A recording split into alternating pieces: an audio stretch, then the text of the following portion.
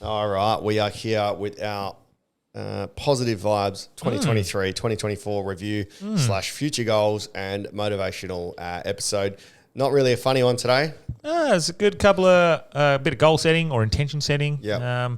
Just discussing some, what we're hoping to achieve, and then got a little bit deeper with some personal goals and some personal realizations, which was good. Yeah, and things like that work for us to achieve what we have achieved, things that haven't worked. Take it all with a grain of salt. It works for us, but 100%, if you're looking for very important new ways of thinking or how to sort of get your year started and work towards a goal, we are by no means expert, but we've shared what worked for us this episode. I'm actually interested to listen back to this one next year and think, what fucking dumb cunts.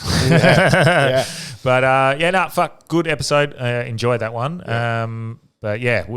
Firstly, this episode was brought to you by, as you can see behind Daniel Delby there, alltradescover.com.au, in which you can get your liability insurance. They're going to...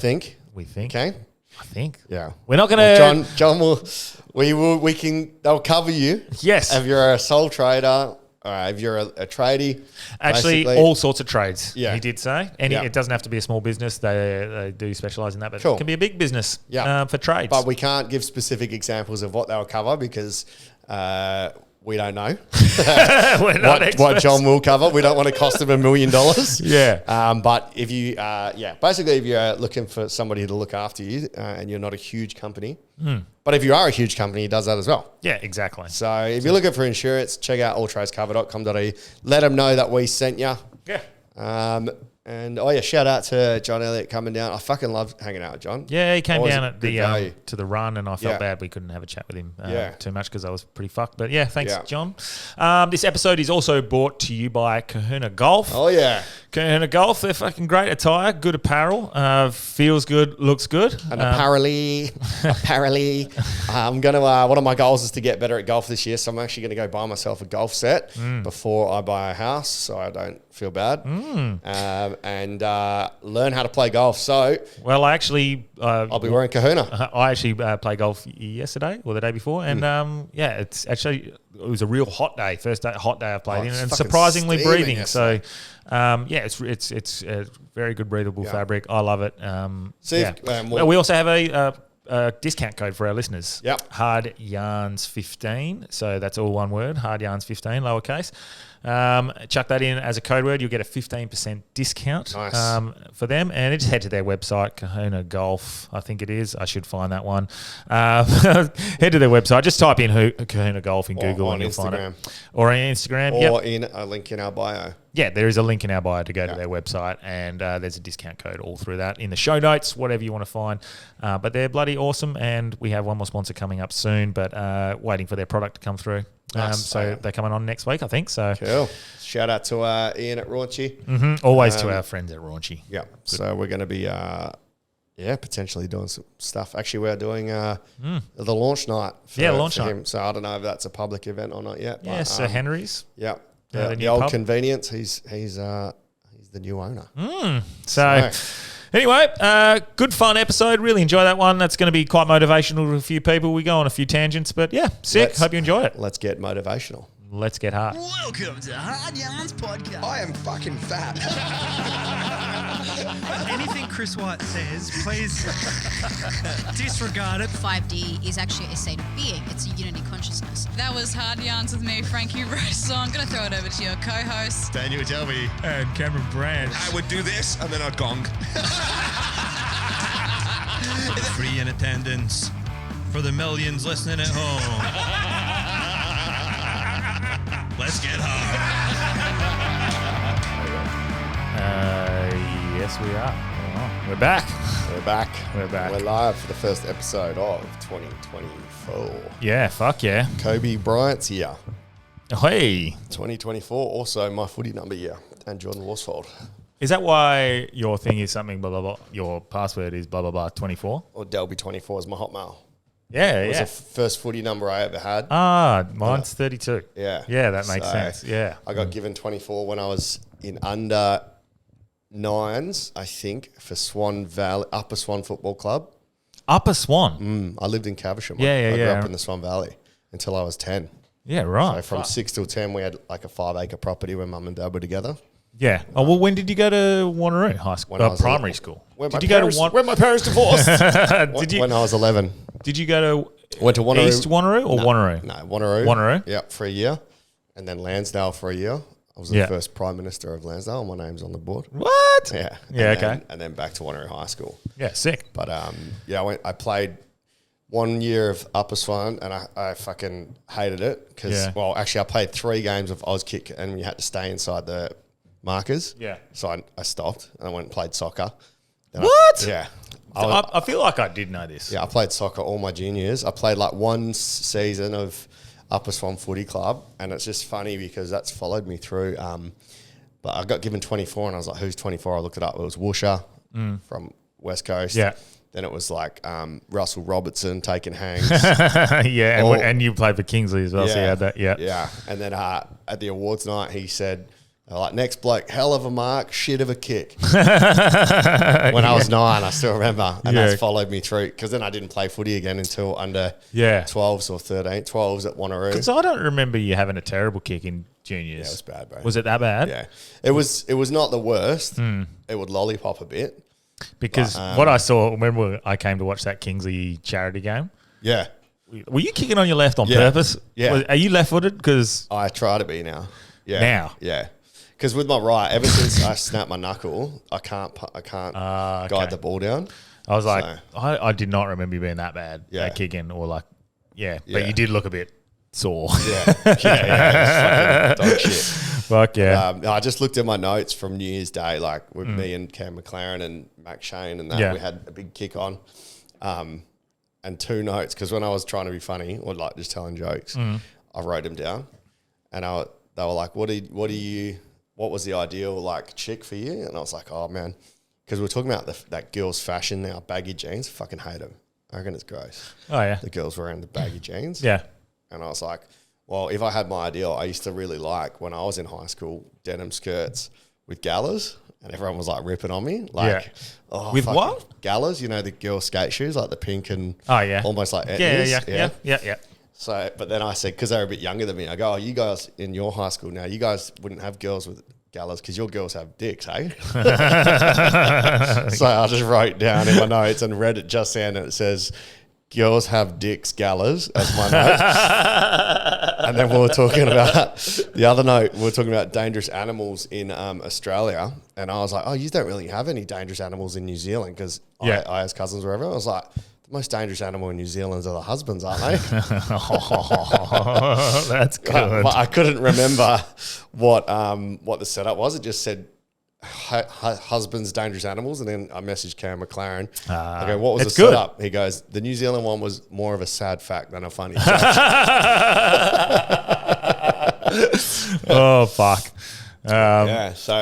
It's funny what you look at your notes and remember. Mate, looking at notes is... Yeah. Especially if you wake up in the night and you're like, I've got an idea. Yeah, and you write it down and you look at it the next day. You're like, what the fuck was that? I know. I had an idea to do speed dating. Like I woke up, I was like, this is a great idea. Do speed dating on a train for content. Yeah. On Transperth. Set up a date, like a table, and put speed date me till the next stop. And just see who sits in the chair and have like a speed date. Could be a guy, a crackhead, a girl. That's kind of You're going to be right. That's a good idea. Yeah. That's kind of a good idea. Yeah. And then I thought, like, even when I was, it. if I'm out somewhere, that would be a hell fun way to meet a girl. Go, hey, do you want to go on a speed date with me? Next 5 minutes before we get a drink. And then go boom, boom, boom. I think, because that's what's that movie where they go on the bus? Speed. No, when they go on the bus for the date. I don't know. What's the one where he can't have sex for whatever it is? 30 days. 30 days, 30 nights. Yeah. Something? Yeah, right. Yeah. I can't remember so that. he can't masturbate, can't fucking root. Yeah. And he takes her on a date on the bus. Wow. That's one All of day, dating. and they just roll around. Yeah, okay. It's kind of cool. Not bad. Yeah. It's kind of cool. You definitely people watch. Yeah. Yeah. Yeah, you sit on the back, you change your seats. Yeah. Yeah. Yeah, I'll have to rewatch that. I think I remember that. How funny is that they What's his name? Was it not Ashton Kutcher? The other guy was it Dane Cook? No. Oh fuck, I can't remember. Josh Hartnett. Oh, that sounds about right. Days or think Josh something. days. Heart, yeah, that could be right. 30 days of night is That's the vampire That's one. the vampire one. Is that 40 days and 40 nights? 40 days and 40 nights, maybe, yeah. How weird's that, right? That we are that ruled by our cocks that they made a movie about just not jerking off or having sex. For 40 days. Yeah. Heaps of guys do that involuntary. Yeah. know? I'm doing a little thing at the moment. A little thing. What, you're fucking a midget? Trying not to... Josh Hartnett. Josh Hartnett, yeah. I'm trying not to use... I'm not trying not to watch porn. Yeah. And I'm trying my hardest not to have a wank. Yeah. The longest I did last year, towards the end of the year, was I think I got to 8 days. Wow. Yeah. That's good, though. Yeah. I'll push. I'll push for as long as I can. Yeah, but eventually 3 it's got to weeks. come out. Yeah, eventually. So It will. But I've never, I mean, It will. hopefully, I've told Mum not to listen to this one. I only ever had like one wet dream in my life, eh? And so even now, even the other night, I had a dream, and it's the first time I've been able to come in my dream. What? Yeah. Like every other time, I think this is how my brain is so fucked. I know I'm dreaming and I know I'm about to come, and I'm like, don't come, because if you come, you know, and I wake myself up, which is fucked. So for the first time the other day, I had a sex dream, and I came in my sex dream, but not in real life. Yeah, right. I was so happy with that. Oh, really? All the feeling, none of the mess. Oh, fuck. That's incredible. Yeah. Oh, I wish I knew how to do that. Yeah, it was nuts. It was literally. Fuck yeah. Had you, I'm very proud of you, Daniel. Thank you, Cameron. After I'm your also run. proud of you. Yeah, no, I'm very proud of you after that run. That was, we did the 52.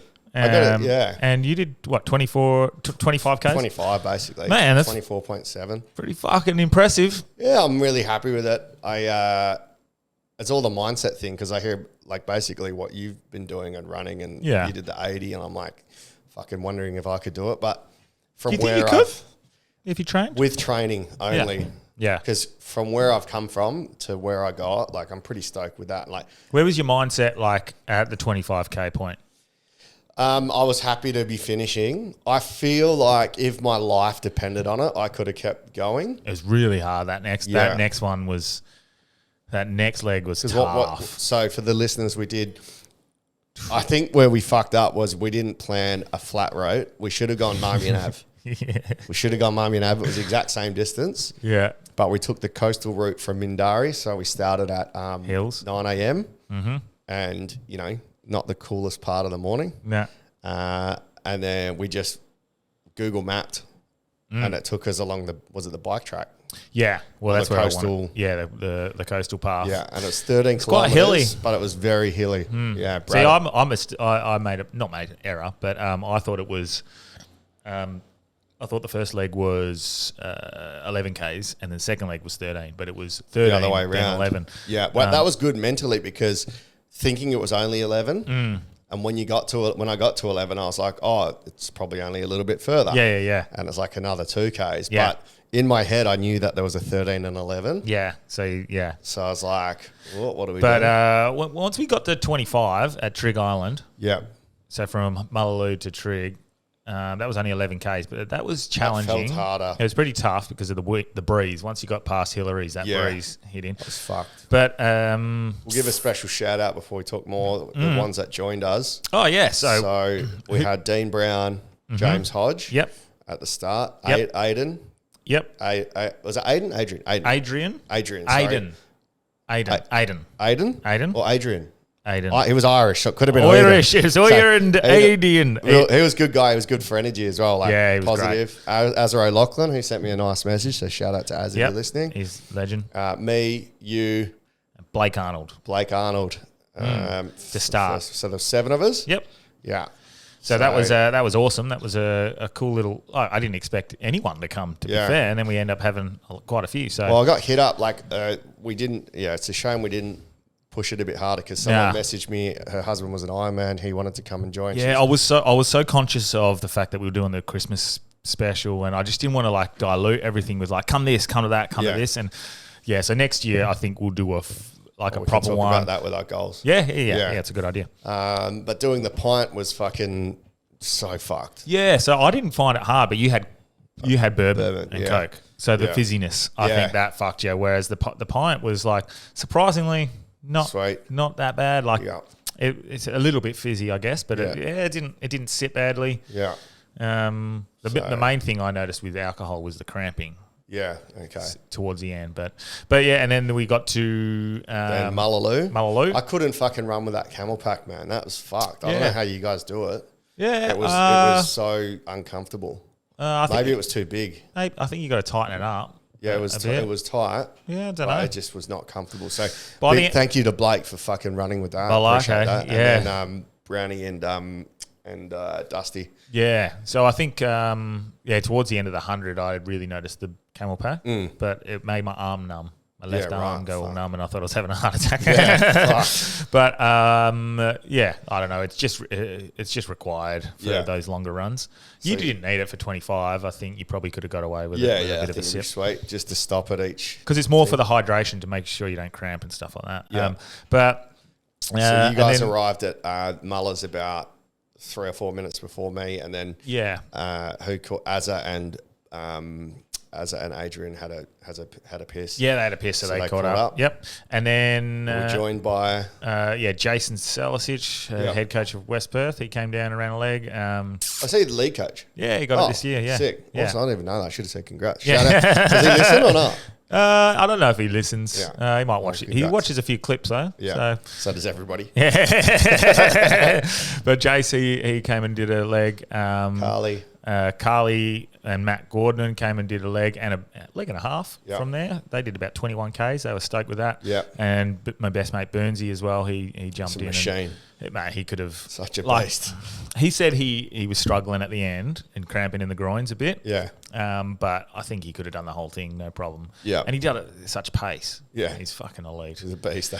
He's fucked. He's fucked. Is he a natural ginger? Because they've got more like pain tolerance. Nah, he's just a fucking freak. Just good at running. Yeah, back pocket fucking runs all day. That's what Brownie goes. He goes, where'd you play against back pocket? He goes, oh, you're a professional pest. Yeah, yeah.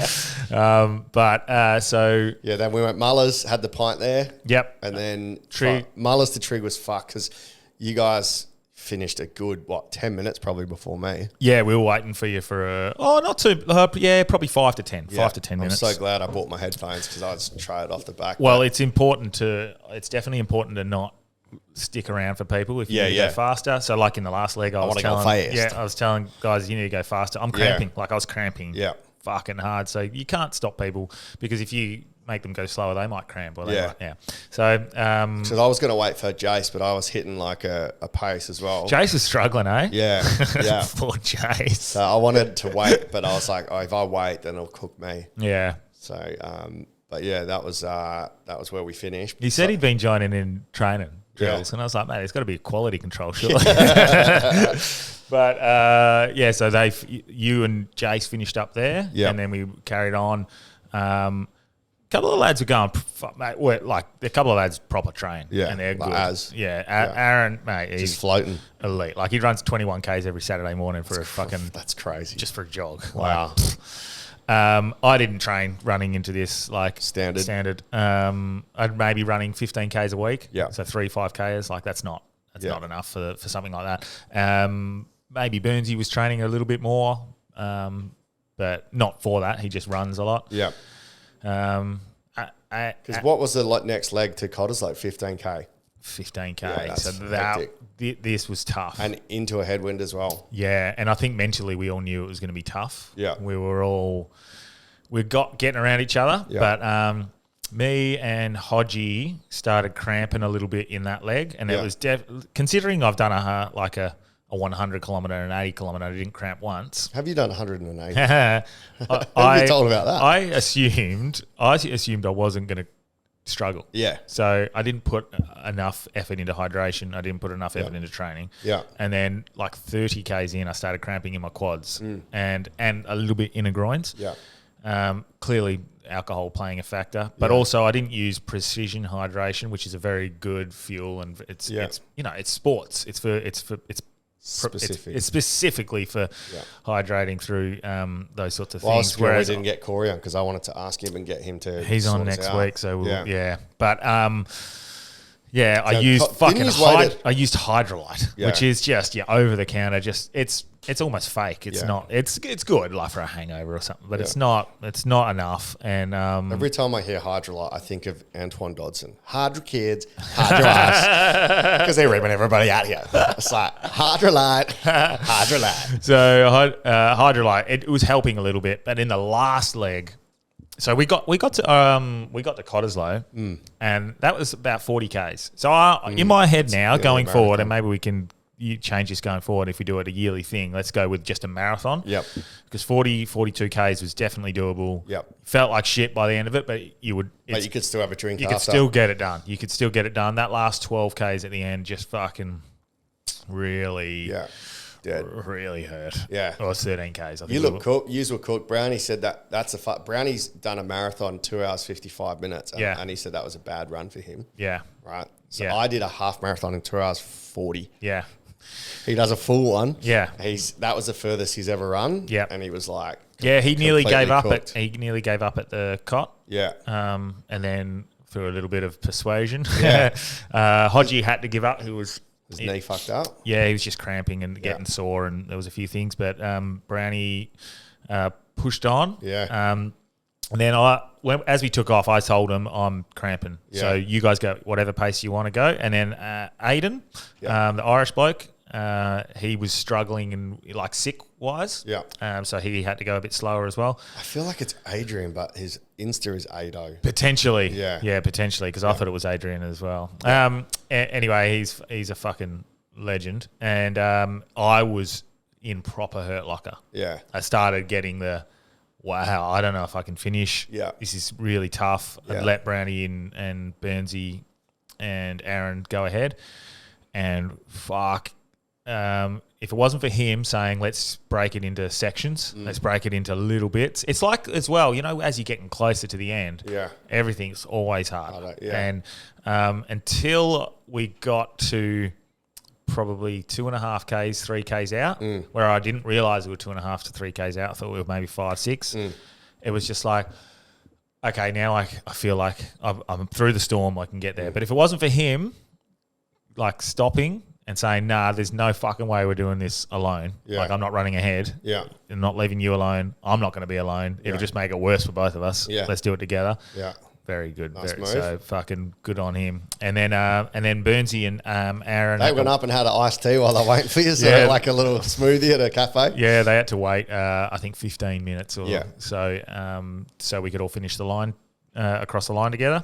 We ended up catching Brownie just as he was pulling up to them. Yeah. So Brownie must have been struggling a little bit as well. Yeah. And then we got there, finished, and felt pretty arsed by the end. To be fair, the beers is not, is not great. But you know what? If you trained for that, if you properly trained for it, just train for a marathon. Yeah. You'd be able to do it, no problem. Yeah. Yeah. What did we raise? A couple $100. I think we were raising about $600-700. Yeah, Like because I fucked up with the donation link. It wasn't active, and then I got it active a few days before. Yeah, right. So it might still be active. Is it the 5th? It cost me like $150 just to run. Is it the 5th? The 5th of today. Tomorrow's the 5th. Yeah, cool. So it finishes tomorrow. Yeah. So I might do one final plug. And Yeah. if anyone wants to donate, Yeah, they I'm can gonna do it. jump on and chuck some money. And it costs. I went like with Brown Dogs the night before, and the one thing I thought is like my feet blister and my toes blister. So I got some Balaga or Bagala socks, some German things. Yeah. $30 for that.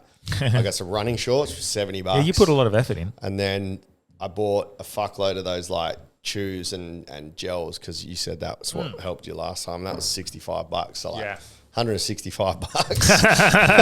that was your donation. I wanted to be over prepared than under prepared. Yeah, but you got it done as well. Like if you think of it that aside, it's Yeah. raising money, and like if you've spent $160 to achieve something that you really wanted to do, well, that's fucking awesome. And I'll chuck in some coin as well before it. But it was good. Great to see some people there. Like and the people at the end, like it was fucking awesome. It was really good. So I think we definitely make it an annual thing. Make it a marathon. Yeah. Maybe just go from Mindari to Cottesloe. Yeah, it'd be sick on a Sunday and do a Sunday session. Or maybe we go from like Mullaloo to Cotter's Load of Froth or something like that. Finish at Froth. Like, we'll work it out, but we'll try and make it a marathon this time. 42.8 Heaps of people have messaged asking like, all right, well, pint to pint this year. Next year, do a line of coke at each one. Make it point to point. And then they're like, well, smoke weed at each one, do joint to joint. I'm like, well, we can't advertise it as anything other.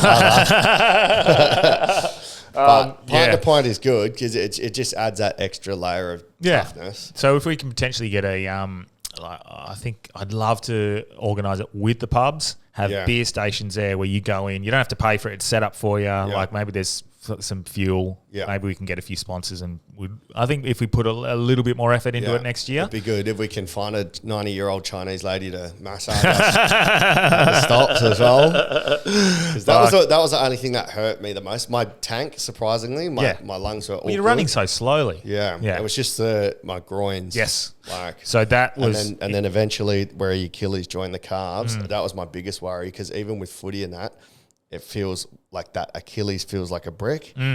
That was all right, but it started to brick up. But yeah, the groins were there. Yeah, the groins were the hardest thing in my first couple of runs. The long runs that I've done. But I think through doing Pilates, stretching, yoga a bit more. I've actually been a bit lazy the last month or so, but that's certainly helped. Yeah, certainly because my groins training, I didn't feel you once. You can see why the training. Yeah, just getting the body used to it. Yeah. Like, I feel like right now I could probably run 21 Ks next week. Yeah, well, we both went for a run the next day. Yeah. Which was... I did 3K the next day. Yeah. So that's what I did, just a light little beach run, like nothing too much. But, it showed that, 52 Ks, it's a fair whack. Yeah. And do you know how I felt? I felt like I just played a hard game of footy. Yeah, that was a great way to describe it because I felt like that.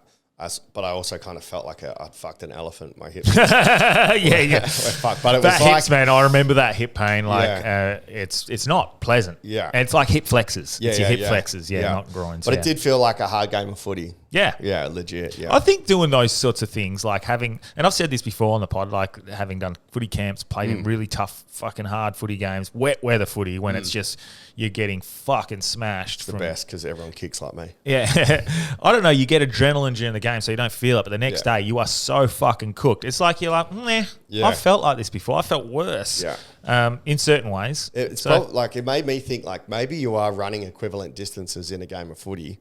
Yeah. Or like... Well, you're running like...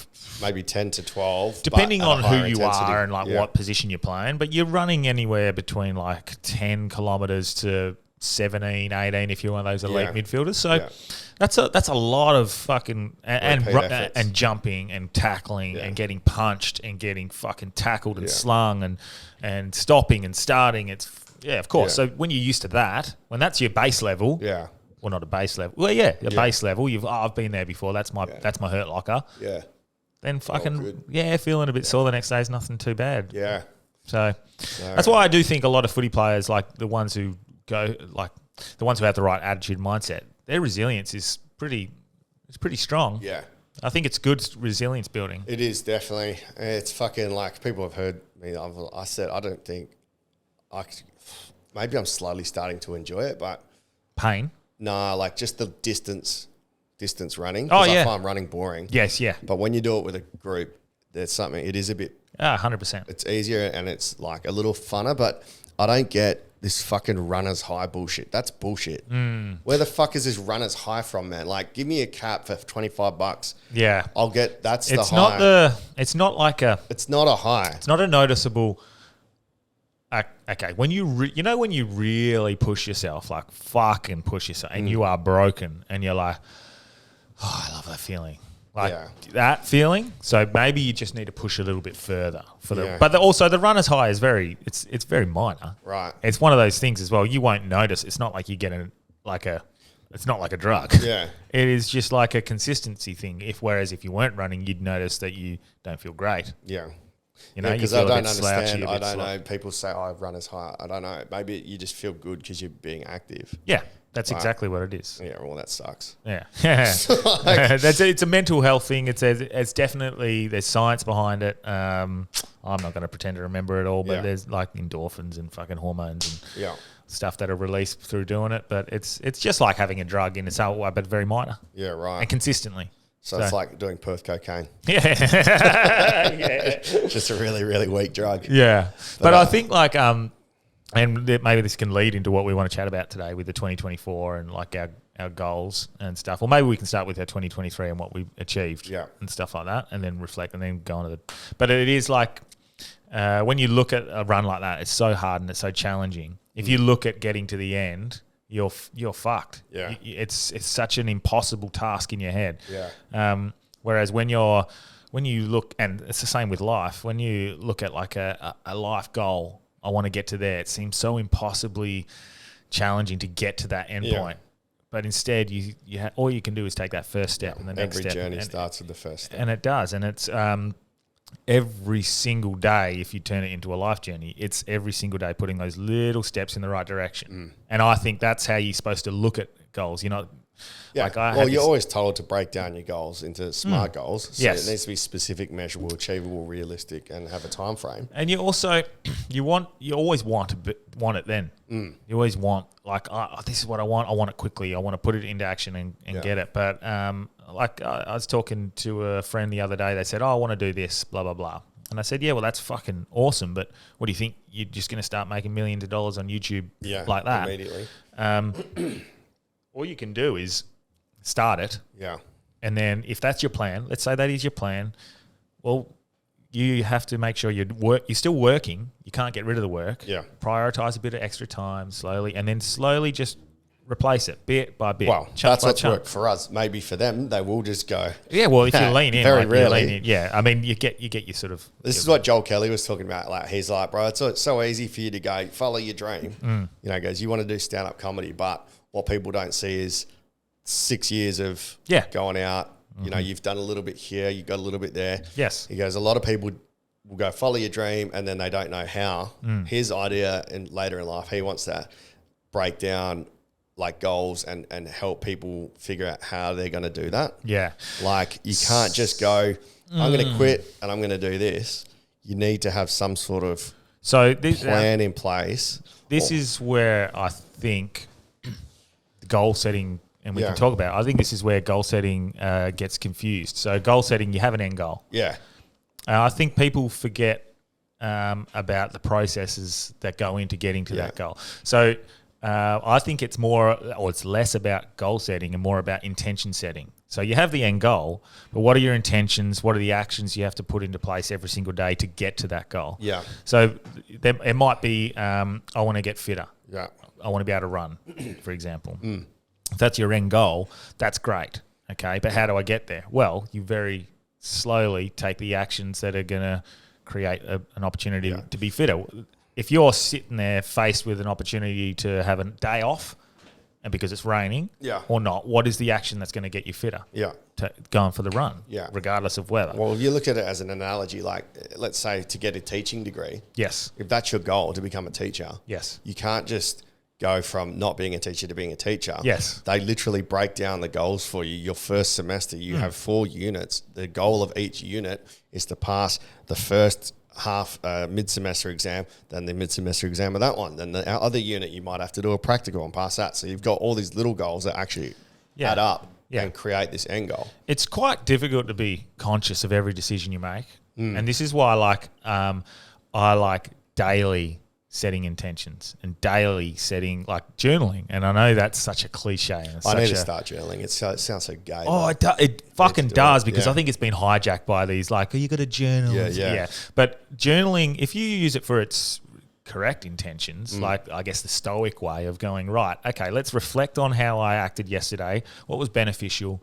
What was an impulsive decision instead of, acting in my best interest?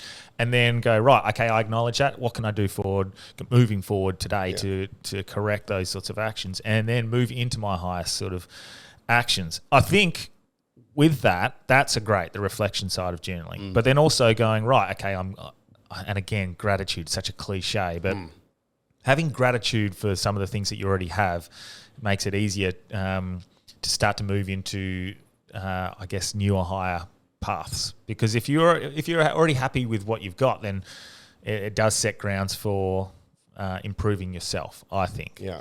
And then finally, the last thing you can do when you journal, or what I do when I journal, is set like a bit of an intention for the day. Because if I set that intention at the start of the year, I might forget it. But if at the end of the day, okay, today I was going to work towards, improving the pod's reach. Is this decision I'm about to make help that? Like scrolling through Instagram or going and having a beer or fucking watching some porn? No, I should set my intentions Well, it might do today. because you can bust a nut and think more clearly. But it ends up being, it's more of a like, okay, I've set my intentions today to do that. That's going to work towards my long-term goals. Yeah. Well, and so it's daily in setting intentions. Yeah, I saw a great clip that resonated. It's so funny, like you say that scrolling, it's ineffective, but it depends what your algorithm is, because sometimes when I scroll, I come across real great pieces of like nugget information. And one was about journaling and saying, when you've got a problem, you talk it through with a friend usually, or if there's something wrong, you talk it through. But when you're thinking about decisions or trying to make your mind up, it's all internal and it's all in here. But when you journal, you get to get your thoughts out and you can almost organize what's going on in your head. It's a private thing as well. You can be a lot more open. Yeah. So if you write it, like you get the shit out of here and put it down. And that's why when we do our daily goal lists or our things, because otherwise, like, I feel so much fucking, and I don't know if anxiety is the word, but it's almost like a pressure build, like a real pressure. I've got so much to do. And I get this paralysis by analysis. 100% your paralysis. When I write it down, I'm like, oh, it's only 4 things really that I've got to do. Yeah. And then it gets it out of here and you stop stressing. That's something I need to work on this year. If I've got a wedding on the Saturday at 3:00, all I can do for that day is fucking think about that wedding, because it's so important to them. And like all the pressure's on me to make sure that the one day they've dreamt of most of the time for their whole life is perfect. Even though I've got 6 hours before it, I can go do something in the morning, like have a coffee or see someone. But from like 10 until 3, all I can think about is that fucking wedding. So and I guess shit. So to get rid of that sort of anxiety, all you can do is acknowledge that it's all you. Yeah. That's all you can do. Yeah. Acknowledge that this anxiety, this stress is all me overthinking. Yeah. This is all me thinking about things that I can't control. Yeah. So that's be better prepared as well. But even though I am better prepared. Yeah, you can put in practical measures to combat that, but it'll all come down to acknowledging that it's all in your head. Yeah. Once you acknowledge that, it's so much easier to get rid of it. I'm not saying it's easy, because I go through my own like stresses and anxieties, and then I have to go, oh wait, no, you're making this way worse. Yeah. Just chill. Let's navigate our way through it. Yeah, and it's weird because it's half an hour of my day. Once that's done, fucking piece of piss. Even the reception's all piece of piss. But it's more like just the panic of like, have I forgot my microphone? Is it charged? Yeah. Do I have the fucking speaker? Is that charged? Is that going to fuck up? Do I have their So songs? do you write a little like a daily I've got a full daily checklist. schedule? As in, so for example, I wake up every morning. I have a bit of a routine, and I think routine's important, because I think otherwise you can aimlessly wander around and not be, not be deliberate with your actions. If you're deliberate with your actions, you're working through your day in the best possible way. Yeah. And doesn't mean you have to be rigid with that routine. But as long as you know this is some things that I want to achieve through the day, and yes, some things are going to be thrown in my face that I can't control, but I'll just navigate my way around them using the intentions that I set at the start of the day and the embodying the traits and the qualities that I want to navigate those challenges. But by having that routine, it sets me on my path throughout the day and makes all of those anxieties disappear, because I can go, okay, here it is. I put them down into timelines if I have to. Yeah. But I start the day, every single day, with like, a bit of movement, a bit of meditation, a bit of, even having a morning coffee. Writing my daily schedule. My routine. Yeah, it's part of it. I've got a goal list. I try write what I need to achieve that day.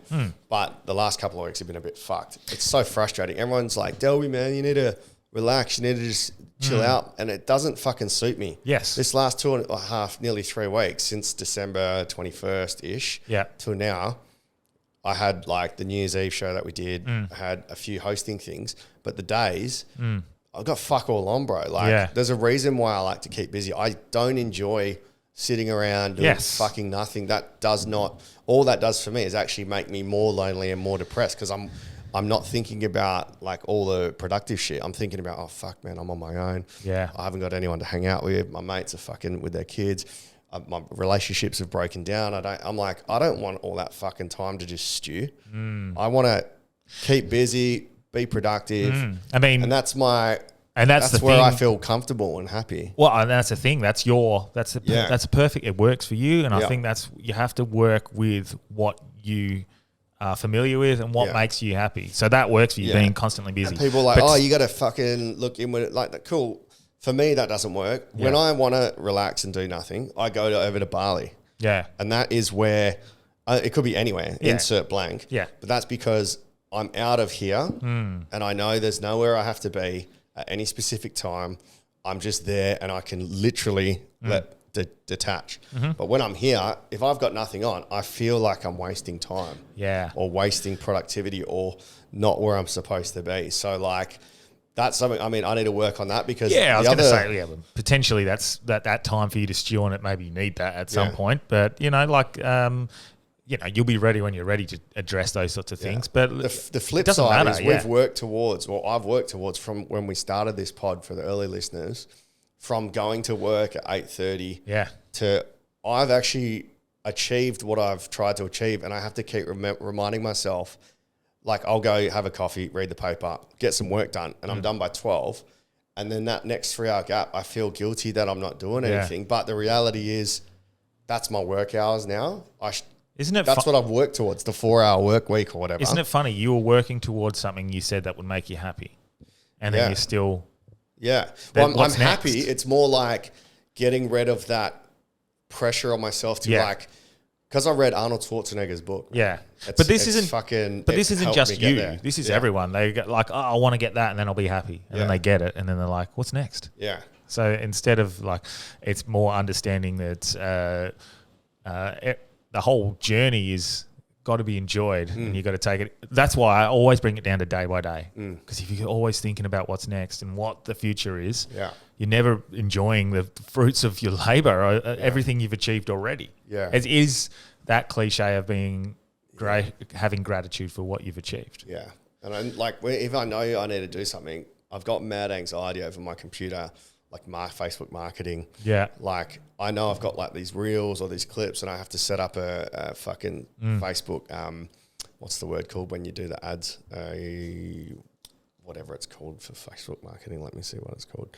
When you set up a campaign for, and I'm like, fuck, I know I've got to do it all, and then it just becomes too much, man. So again, I got to break that down, or just doing anything on my computer when the hard drive gets full as well. Yeah, and having to download like more. I'm like, fuck, I've got all these hours and hours of content, and just like haven't really fucking sorted it out. Breaking it down certainly helps for me. Yeah, definitely. Like going, right, okay, today these are my 15 things that I really want to achieve. Well, fucking 2. I don't care what it is. Breaking them down. And then go, right, there, what I've got to achieve today. And then it makes any anxiety or unknown and is there. And then, it's like it's, I think it certainly helps having that sort of routine structure. Yeah. But if that's the first thing I do in the morning is sit down, I'll have my coffee. I think I said it last week with Andrew Hamilton. Like there's something grounding about this, pardon the pun with coffee, but something grounding to me, I don't know what it is, but pressing the button on the coffee machine, watching the coffee come out, and whether it's beautiful sunny, birds chirping outside or pissing with rain, it's that comfort of like, I get my coffee now, beautiful day, let's set some intentions and I feel ready to go. Yeah. And that's my one. Yeah. I don't know what anyone else's is. We call that in teaching a signal to begin. Yeah, okay. It's literally like if you're in a class and you see the teacher close the door and stand, you're like, all right, I'm ready to go. For your personal life, your signal to begin your day is pressing that button, watching the coffee come out. Yeah. So and everyone has a different one. Someone might go for a run and then they're like, right, I'm good to go. Someone might make their bed. Yeah. And that's their signal to begin. Everyone's got some form of signal to begin their day. I always make my bed straight away. Yeah. First thing I do is bang. It's so weird because I don't. Yep. And my brother, we were just randomly talking the other day, I think, to his partner. It's like, she goes, I can't leave without making the bed. And me and my brother at the same time go, what's the point? You're just going to get back in it later. Yeah. Like we haven't spoke about that. My mum's always wanted us to make our beds, but for us, we've created our own like rationale. So I'm like, I'm just going to fucking jump in it again. Yeah. So my thought is that it's a discipline. Yeah. It's like, just do it. Something you should do it. Like But who says you should? Yeah, but like I like to do it because I like to have my life in order. You know, like it's that Jordan Peterson said it, and that's probably why I started doing it. Like if you can't even make your own bed in the morning, how can you sort your own fucking life out? Yeah. Oh, pretty easily. Yeah, well, but like if you can't do that, excuse me, sir, have you paid your taxes? Damn it. Yeah. I don't know how to make my bed. Yeah, but genuinely, he's like, if it comes down to the most basic, have you heard his speech on that? Yeah. Yeah, where he's like, it comes down to if you can't do the most basic things, how can you expect to do the hard things in life where you have to, it's discipline. Yeah. And I guess starting the day, I do like this, going back to the run, I do like to, someone asked me at the end, why do you put yourself through the pain? Why do you keep doing this? You just love putting yourself through pain. And I don't fucking like putting myself through pain. I don't think anyone does. Makes me feel alive. But I did it for two reasons. One, the obvious reason that the people who we were trying to raise money for, they are not in pain voluntarily. They are there through whatever reasons and government. Yeah, they are in pain because of outside influences, and they can't help that, and they can't escape that pain. And all I can do is put myself in as much pain as possible to, I guess, potentially make myself feel the pain that they're in. Mushroom Jesus. Yeah. And then, but the main reason I put myself in these sorts of pain is because my life is so fucking comfortable in perspective compared to what a lot of other people in. So, like, why wouldn't I put myself in these moments of pain to then, when I am faced with challenges, go, this challenge is easy because I've been in so much worse spot. If I'm constantly in comfort, constantly feeling good, and like, what's going to happen when something bad does happen? Like, I'm going to physical crumble. pain and emotional pain two different pains? Oh, but yeah, potentially. It's like, yeah, man, like, fuck, my girlfriend just left me and she's fucking someone else. But I did run 53 kilometers. Yeah. So I know my body can get through this. Yes, but it's not the body, it's the mental pain through a run like that. Yeah. The mental challenges of fucking one, Pushing saying, yourself to keep going. one, I'm going to do it. Yeah. Like, fuck, I know this is going to hurt, but I'm going to do it. That's a mental thing. And then when you go through, like, some of the pain I went through in that last 10 to 12 Ks, I wanted to give up so badly. Yeah. And then you just go, no, I'll get there. Yeah. And you do. You get there to the end. Yeah. And then now, like, I've felt invincible for the last 3 or 4 days because, again, that's fucking so hard. And you must feel the same. Like, some of the things you went for a run, it's easy now. Yeah. Because of perspective. Yeah. So that's why I do it, to challenge myself and give myself this perspective of, like, yeah, that was hard, but... but not everybody does push through, man. People, I know, like, I don't know. Because I feel like maybe I'd give up. Yeah. In that last bit, just because I knew how I was feeling. I was like, fuck, I don't know if I'd be able to do that. But it's baby steps, though. Yeah. And this is where we go back to baby steps. It doesn't mean you have to fucking do the hardest thing possible straight away. Just go, right, I'll start with the smaller, harder thing. Yeah. Because we've been raised with fucking a lack of resilience. And we can blame the current generation all we want, but our generation and the generation before us are the one who raised these kids. Yeah. So we're just as responsible. Yeah. I've got the trauma of chronic back pain for 11 plus years. So for me, pushing my body comes with a different kind of,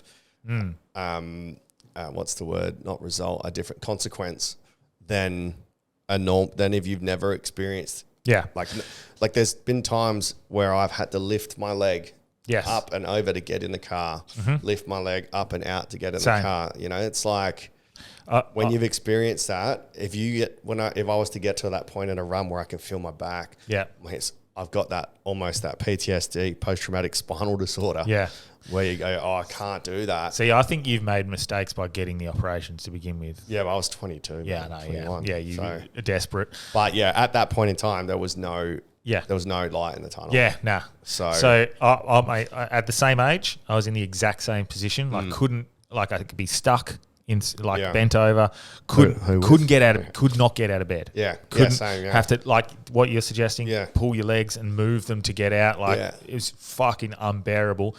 The changes I made very slowly now, in hindsight, didn't realise I was making them, but my diet and then alcohol consumption severely less. And then every time I would have a bad fucking few weeks of eating, bad few weeks of drinking, the back pain would flare up. So I lived with 5 blokes at the time. 100%. Well, I was exactly the same. Yeah. So it wasn't until it really, I kept on doing it. Yeah. I knew what was causing my issues. Yeah. I knew drinking, inflammation, and all these sorts of all these other sorts of things. Did you hear that? Yeah. What was it? Wow, Siri, you go, I knew that drinking, and she goes, I figured as much. Fucking What the fuck? fucking Siri. It was not just drinking, but it was just bad habits in general. And the less the more I've taken them away slowly, bit by bit, the better and better my back's got. Yeah. See, mine was almost like, I remember that no matter what I did, there was no improvement, but I probably could have drank less. Yeah. Or I could have sought, I did seek out like 4 or 5 different things. I could have sought more and done a bit more research, I guess. But yeah. But yours is, I'm not going to pretend to know exactly, but every time you drink and have a big weekend, what's the worst thing? Yeah. But that's, I'd assume, just off the top of my head, your kidneys and livers swelling, all the muscles around it swelling and causing inflammation, pressing on your spine. Yeah. That's just my automatic assumption with that. But I'm sure there's a bit more to it. Especially inflammation is the key, I think I would say. And unfortunately for you, that might mean maybe less alcohol, less things to do. But maybe it's not. Maybe it's, I don't know what it. Yeah. But who knows? Well, the fact that I do have times where it doesn't hurt is if it means that I can find a way to 100% to do it. Yeah. But I think it'll all come down to your diet and your eating better, and then drinking less, or you don't drink much, but drinking less, or just party a bit less. Yeah. I guess, which is going to be happening soon. Yeah, because of your fringe and stuff like that. I got real bad dry, so I'm going to go grab a bottle of water. But okay, cool. if you talk that's all right. I'll do your 2023 review of what was your highlight and what was the low light. Okay. Talk loudly. Yeah. All right, so my highlight. I think some of our achievements in this podcast are my highlight. Considering we went to Sydney. I know with the Reapers and stuff, but we went to Sydney. You say that's a highlight. You hated us. Yeah, I hated. I hated a bit. Not hated. I disliked. I don't like Sydney. Sorry, Sydney. Yeah. It's a bit busy, a bit much going on. But I did like Manly where we were. That's quite nice. I just the whole it was probably more. I was looking forward to going on holiday. Yeah. And this was chucked in last minute where I had to change a few things. I missed out on going to see the Northern Lights because of it. And and I was like, this has to be the best. And then, but in hindsight, the trip was still fucking awesome. We got to experience something we've never experienced. That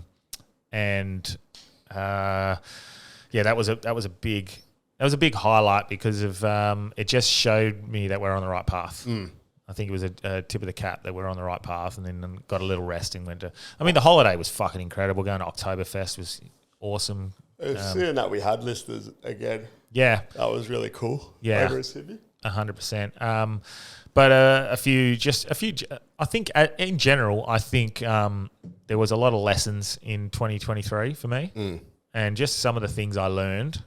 I think that was probably the highlight. I know that's very broad, but some of the things that I learned about myself and about where I want to go and what I want to do, that was probably my highlight in general. The lessons I learned through trauma as well, through bad things. So, but you had low lights to get the highlight. Yeah, 100%. But I think I don't think that. I don't think 2023 was a bad year because on reflection, it was fucking incredible, the things I got to do. But I think there were moments of fucking sadness or a failure. Yeah. Or whatever you want to call it. Yeah, definitely. But yeah, I think coming back from those is even better. Yeah. I've broken mine. I have mine on my door, so they're broken down. So maybe you can match. So if we're starting with a podcast, the 2023 goals, the first one was to get to 10,000 listens a week. What are we sitting at? About 3.5, 4, somewhere around there. So we failed. I think the numbers are a big thing. But again, also we need a break. We can't just say get 10,000 listens 100%. We need to break down how we're going to do it. 100%. Well, breaking it down is like what's the intention to get 10,000 a week? Yeah. What am I doing every single day to get ourselves to that point? Yeah. That's where we go back to setting intentions to achieve your goals. Yeah. So what is my daily intention to get to that goal? And that's what I think people forget to do. They just go, that's my goal. Yeah. And then they even have a plan, but they still don't set the intention to let's take make action this. on that Let's plan. do this as a case study. If we were going to say we want 10K listens a week, what are we going to have to do differently this year than we did last year? Well, nothing really. I think we definitely would have to do differently. The improvement will already get there. So it's whether or not I don't think we have to do anything differently. We have to be a little more consistent. I think we'd have to increase content for sure. Oh, you mean on YouTube? Of everything. We'd have to increase, not like podcast content, external content to gain new listeners. Mm-hmm. And we need to put in some form of plan to ask our listeners to share it with like 3 people to get organic sharing. And there's heaps of other stuff we can do. Like there could be any groups. If we do more, I know you hate it, but like organizing more events that are branded for the podcast that bring people in and go, oh, what's this? Oh, I'll have a listen. Like the run, if we had 100 people and 20 of those, or maybe 100 of them would listen to the follow-up pod. Yeah, potentially. And then you gain it's just like small steps. It's more like you don't want to get 100 listeners at a time. You want to go big, but I want it where you can reach fucking so many more. We get so many more listeners and followers through a TikTok or a fucking. We get like we got like steps and authentic. If they meet us in real life, in person, potentially, we're going to get guys that will listen because I was part of that. Yeah, I'm going to listen. That's community building. That's not going to get us listeners. That's good community building. But I don't know. I think the things that we can do to go forward is just be better. Be better. Yeah, literally be better. Fuck, because woke, if you woke, if what we're doing is good quality, then it works. That's simple. Mm-hmm. So potentially, I'd love to facilitate more debates between people with opposing views. Well, we need to get that 4th seat. Yep, 4th seat. So there you go. That's a perfect.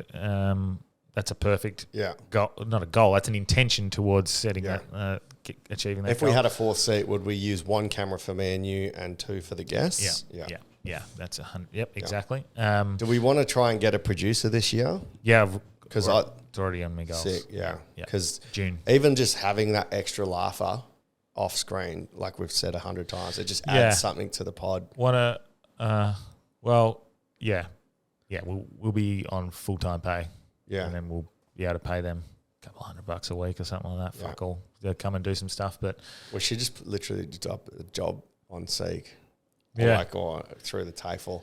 Find someone that like interview. That'd be great. Like a great what's the word, experience for us or process to go through. Yeah. I mean, I want it to be Jamal. Yeah. Jamal's perfect. Yeah. But we can't pay him. Yeah. So until we can pay him, we can't get him.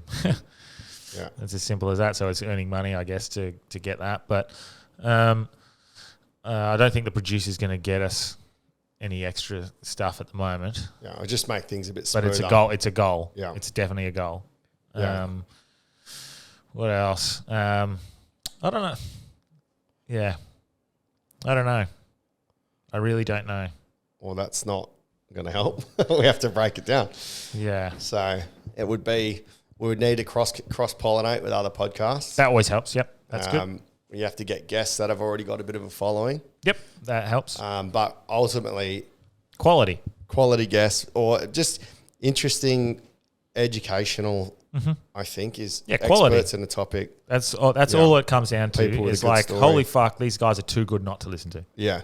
Just be the best. Yeah. That's as simple. Not as simple as it is, but that's oxymoronic against like what we've just spoke about. If we've got an end goal, Yes. you can't say be the best. You're like, well, how do you be the best? How do you get to the best? So we have to contact universities for experts in there.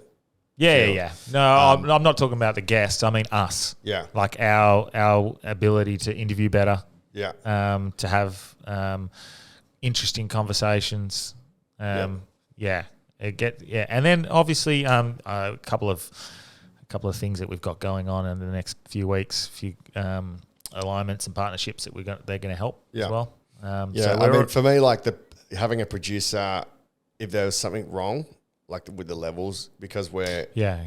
Yeah, that helps you. Or like when we're here, if we heard those, like with Wolfie's episode where it was cutting out every couple of seconds, like if there was a way to prevent that, that would always help. Yeah. Because that comes back to that quality. Yep, 100%. We couldn't have. Unfortunately, we couldn't have even done the Wolfie cutout one. That's bad luck. Even a producer wouldn't have known because it was coming through perfectly through the headphones. But regardless, 100%. So a producer would be good. But what other podcast goals did you have for last year? Mate, it was so stupid. It was so broad. They weren't goals. Well, I've put one that I had was secure a new studio and find ways to produce income from the premises. So we secured a new studio. Yeah, and we're earning a fuck ton from it. Yeah. So that was not a fuck ton, but like as in definitely not a fuck ton. Well, it's fuck compared to our old premises. Well, yeah, compared to mate, I looked at what we've covered rent. Oh, at the moment. Yeah, and it seems to be going further. Which for a full time for you, you're not going to be able to live off it yet. Yeah. So because the money we make is going to rent, and then there's going to be like couple of $100 extra for you. No. I forgot to tell you. Ah, sweet. It's all right. I'll tell you in a minute. Nice. So there's a few. I don't know. I don't like this chat. Okay. On here. I don't like it. I feel like I'm rushing decisions. Yeah. Okay. No stress. But and the next one I had was help Branchy with content as much as possible. Probably could have helped a bit more with that. Yeah. X-Mouth show, we did get an international celebrity on. I put a dot on there, but we got it. It was Ed Byrne. Yeah. So I think achieving... the goal setting, I'm starting to think, goal setting is like right now, that's why I think it needs more of a long format, like 3 or 4 hours sitting down. Yeah, cool. Trying to get it. Can do that. This is just what I'd put down for 2023. Yeah, I'm trying to think because I didn't write down goals, and that was a big thing for 2023. I wrote down like these stupid. I don't know what the fuck I wrote down. It was so funny because I looked at my ongoing goals. Yeah. And they were intentions, which is now where I'm starting to go, fuck, these were specific. These were like actions that I needed to take. Whereas the other goals were like, I don't know what the fuck I wrote, man. Yeah. Like I looked at them and going, that's not a goal. That's a fucking statement. Or is that a question? I don't. Yeah. Like one of them was like, I think I said this on the pod. It was like, just do it or something. Like it's like a motivational word. Like it's like get Nike as a sponsor. I don't understand what I was thinking with that. Maybe I was like, positive mindset. Maybe put out words. I don't know what I was thinking, but none of them. Not one of them. They weren't specific, and there was no actions towards moving. But all of my ongoing, it was like meditate daily. It was, I think be a good dad, less time on phone, and all these sorts of things. There was specific things that I wanted to achieve, and I did them all. Yeah, right. And like because they were specific. Okay. So being specific in your action and deliberate in your actions. Well, that's a goal. Yeah.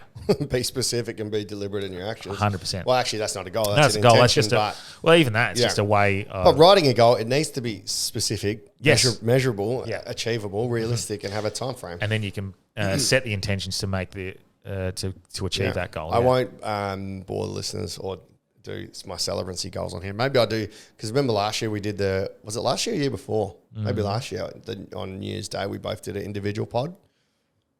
And on reflection, on the drive, I drove down south. For the everyone really for the Patreon. It. Yeah. I think it was yeah. one of the first or second Patreonettes. Just like recording on our phone, hey? Yeah. Yeah. I'm driving down south today, so maybe I'll do a Patreonette Oh, I'm going to go down to Albany, I think, next weekend and go climb Bluff Knoll again. So, yeah, cool. Well, maybe I'll do one on the drive down again. Like the quality won't be incredible. No, but good for Patreons. But I it'll should just try be audio only. We should go back and listen to them. Yeah. So maybe I won't talk about my comedy goals. It's interesting, like, when you look back on what you used to think and Yeah. go, you're a fucking idiot, man. Yeah. Like, what? Yeah, it's like you look at your past Facebook statuses and you're like, what the exactly. fuck? Yeah. But at the time, you're like, I'm cool. I'm really cool. Yeah. So, You think you've got it all figured out. yeah. And Well, I broke down my goals into podcast, celebrancy, comedy, who's rhyme, physical goals, mental goals, social and emotional goals. So I have 8 different aspects of my life where, so maybe as an individual pod, instead of on here, I can sort of break them down a little bit more. Oh, yeah.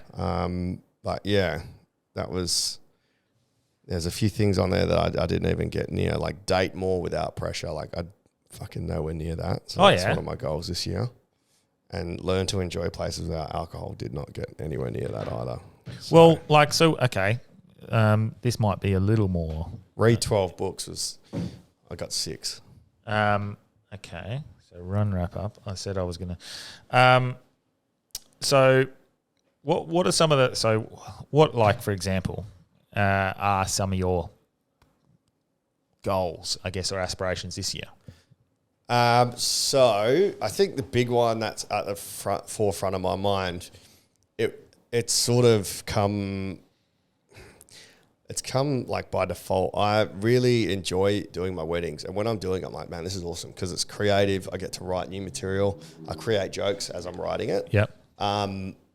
But I've been hyper aware, and it's weird because I think your negative experiences always feel like they weigh heavier than the positive ones. 100% they do, yeah. So like last year, I did a fucking ton of weddings. I think it was the year before I did 44 weddings. This year I did probably 30 to 40. I'll have to have a look.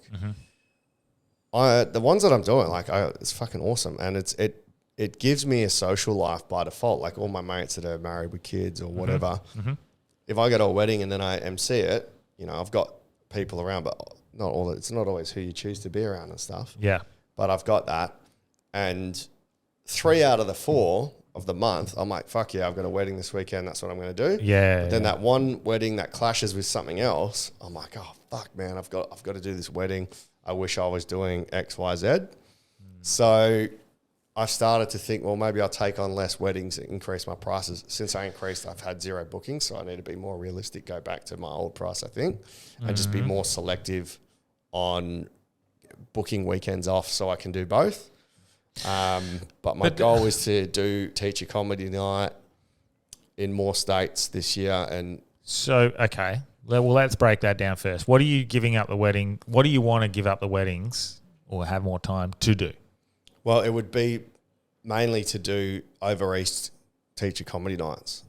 Okay, but like those and things that gigs. you said you're jealous about not being able to do, is that going out or is that partying? No, it's not going out. What's that? Well, What do you What do you mean? Like, what are you jealous that you're missing out on? comedy, like the ability to go to Oktoberfest. I'm lucky I got out of it. Because but if it was like, I wish I was out with me mates or whatever, I'd probably go, well, that can be any time. Yeah, and it's also like it's not helping contribute to anything anyway. No, it's more like, But if if I've got an it's- opportunity to yeah. MC at Oktoberfest, Okay. or like if we like the True Grit, maybe going down south and MCing that, but I got a wedding.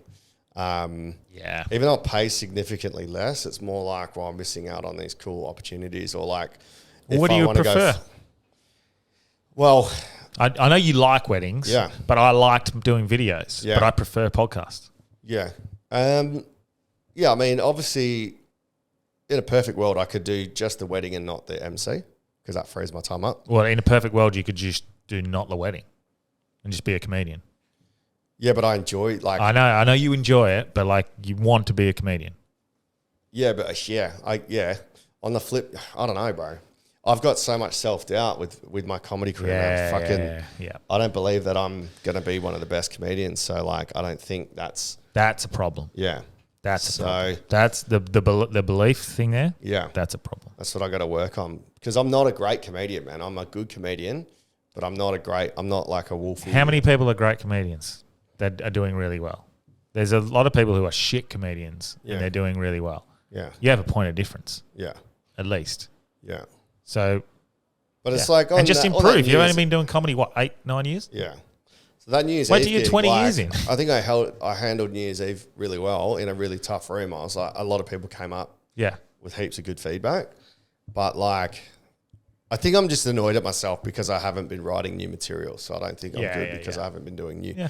And then on the flip side, like, maybe I got to change the mindset because I think that my riffs are fucking awesome. But unless it's in a show structured for riffs, I struggle to create that, like the legacy style where you talk to the crowd and riff on it. If I have a purpose, like building the song up, when I'm talking, then I can fucking riff and make that. And a lot of the times, all my riffs are way funnier than any of my material. So maybe, do you not want to be a comedian? Well, I don't know, bro. I don't know.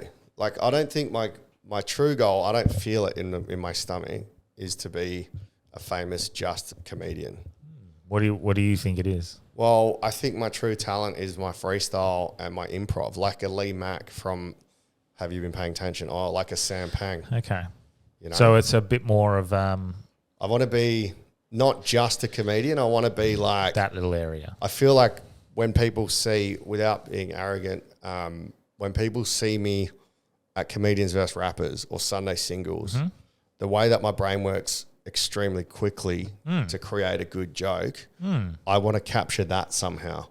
Yeah. Not be like, here's my jokes I prepared. Yeah, but that's a perfect example. The comedy is the base, and then going on these TV shows like Have You Been Paying Attention, blah, blah, blah. Yeah. That's the like, they don't just give that to anyone. They give that to comedians. Yeah. So that's part of it. That is all part of it. Yeah. So I think it's in that comedy riff. That's that area that you want to be in. Because looking like every time I think I've done a good set, I'll get the reel back or like you'll show me, and I'm like, that's fucking so average. Because you have high expectations of yourself. Yeah. As well. But I guess the question is, if that's what translates you want, for example, if that's what you want, what are the intentions you have to be setting, well, and then what are the actions you have to be taking every day to achieve that? Yeah. Well, I need to be gigging more again.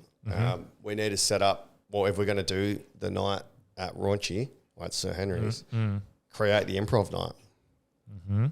Create that night. Yeah, you might love that, yeah. Build that so we can actually put it into play. But I need to I need to take action. I need to create that highlight reel, send it to the producer chick I got the number of a year ago. Because you can have like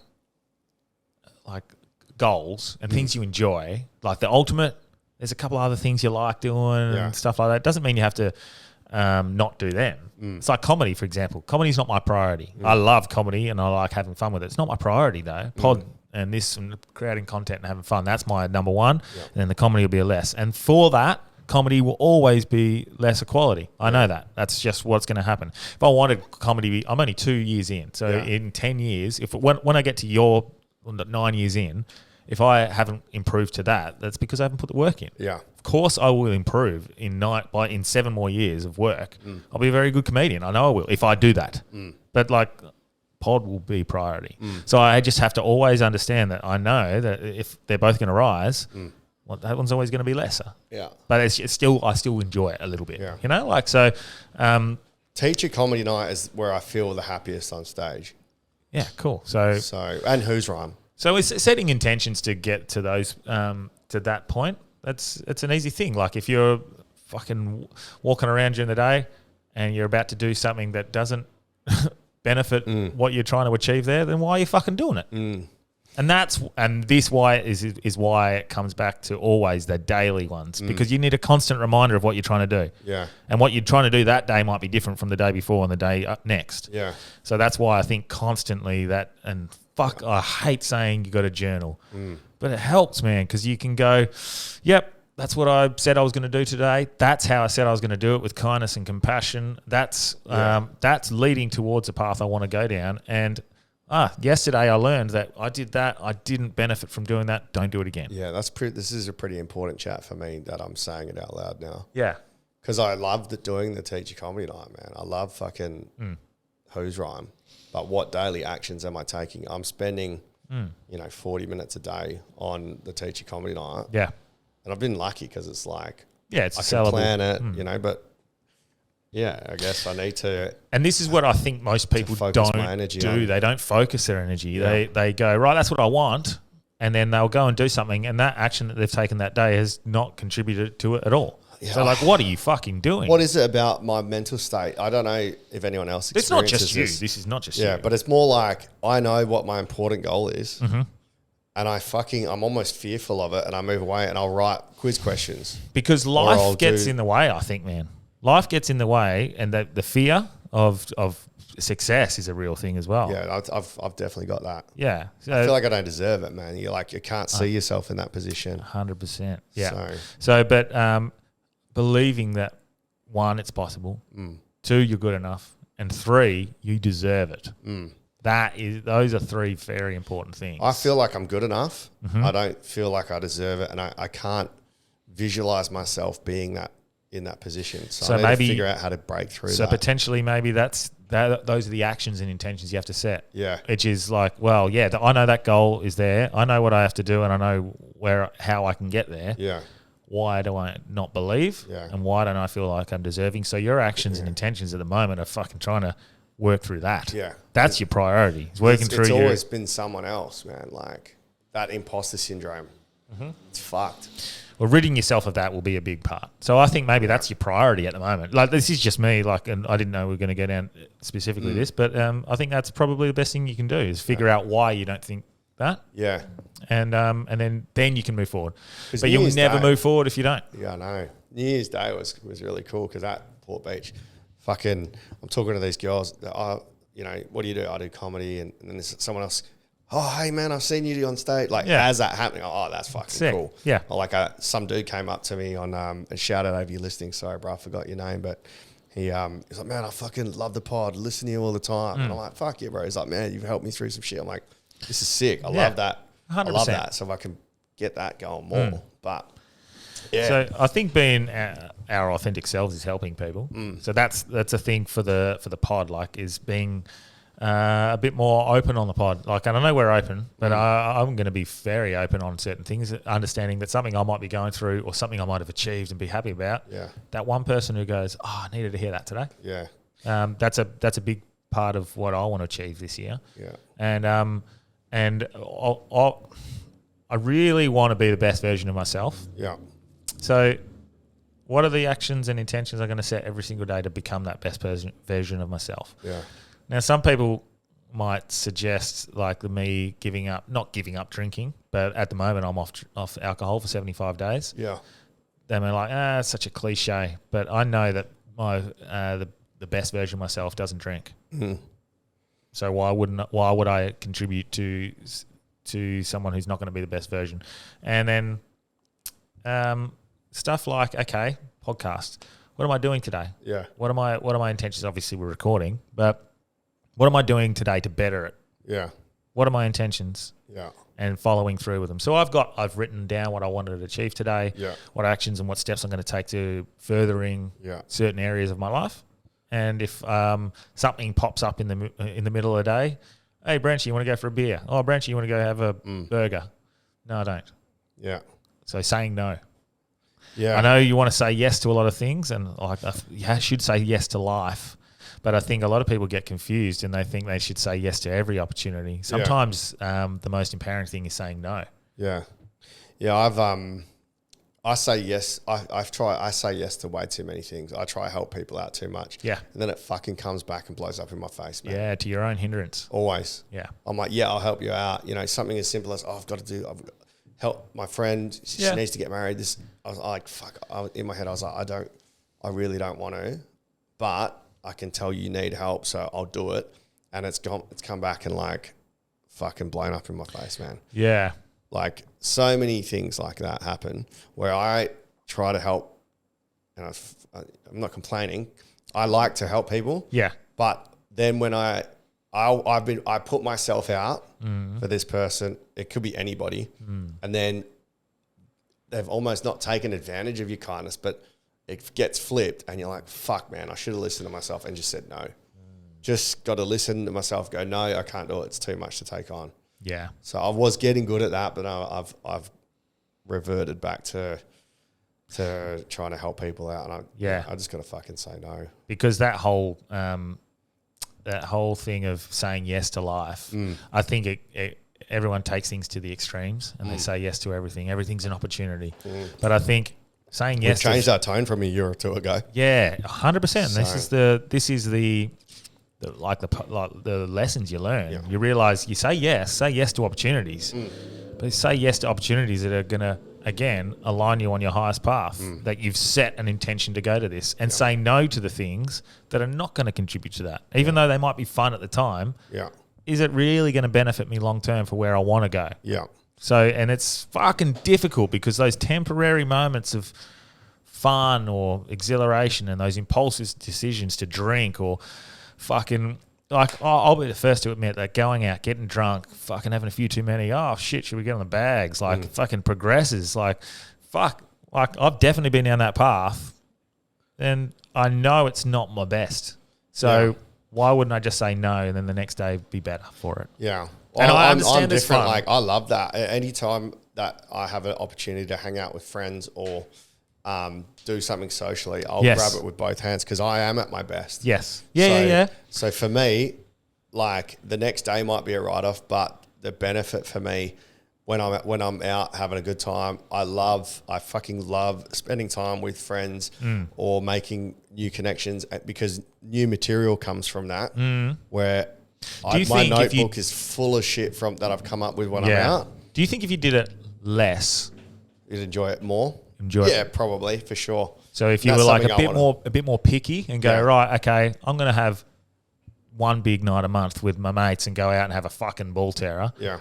Instead of having 3 and then 2 of them are subpar. Yeah. You definitely feel that. You're like, oh, this is just the same. Yeah. Which brings me to the quotes that I was thinking of, like, you do what you've always done, you're going to get what you've always got. Oh, yeah. Well, let's go down some quotes because I think we've got some cool little transition quotes.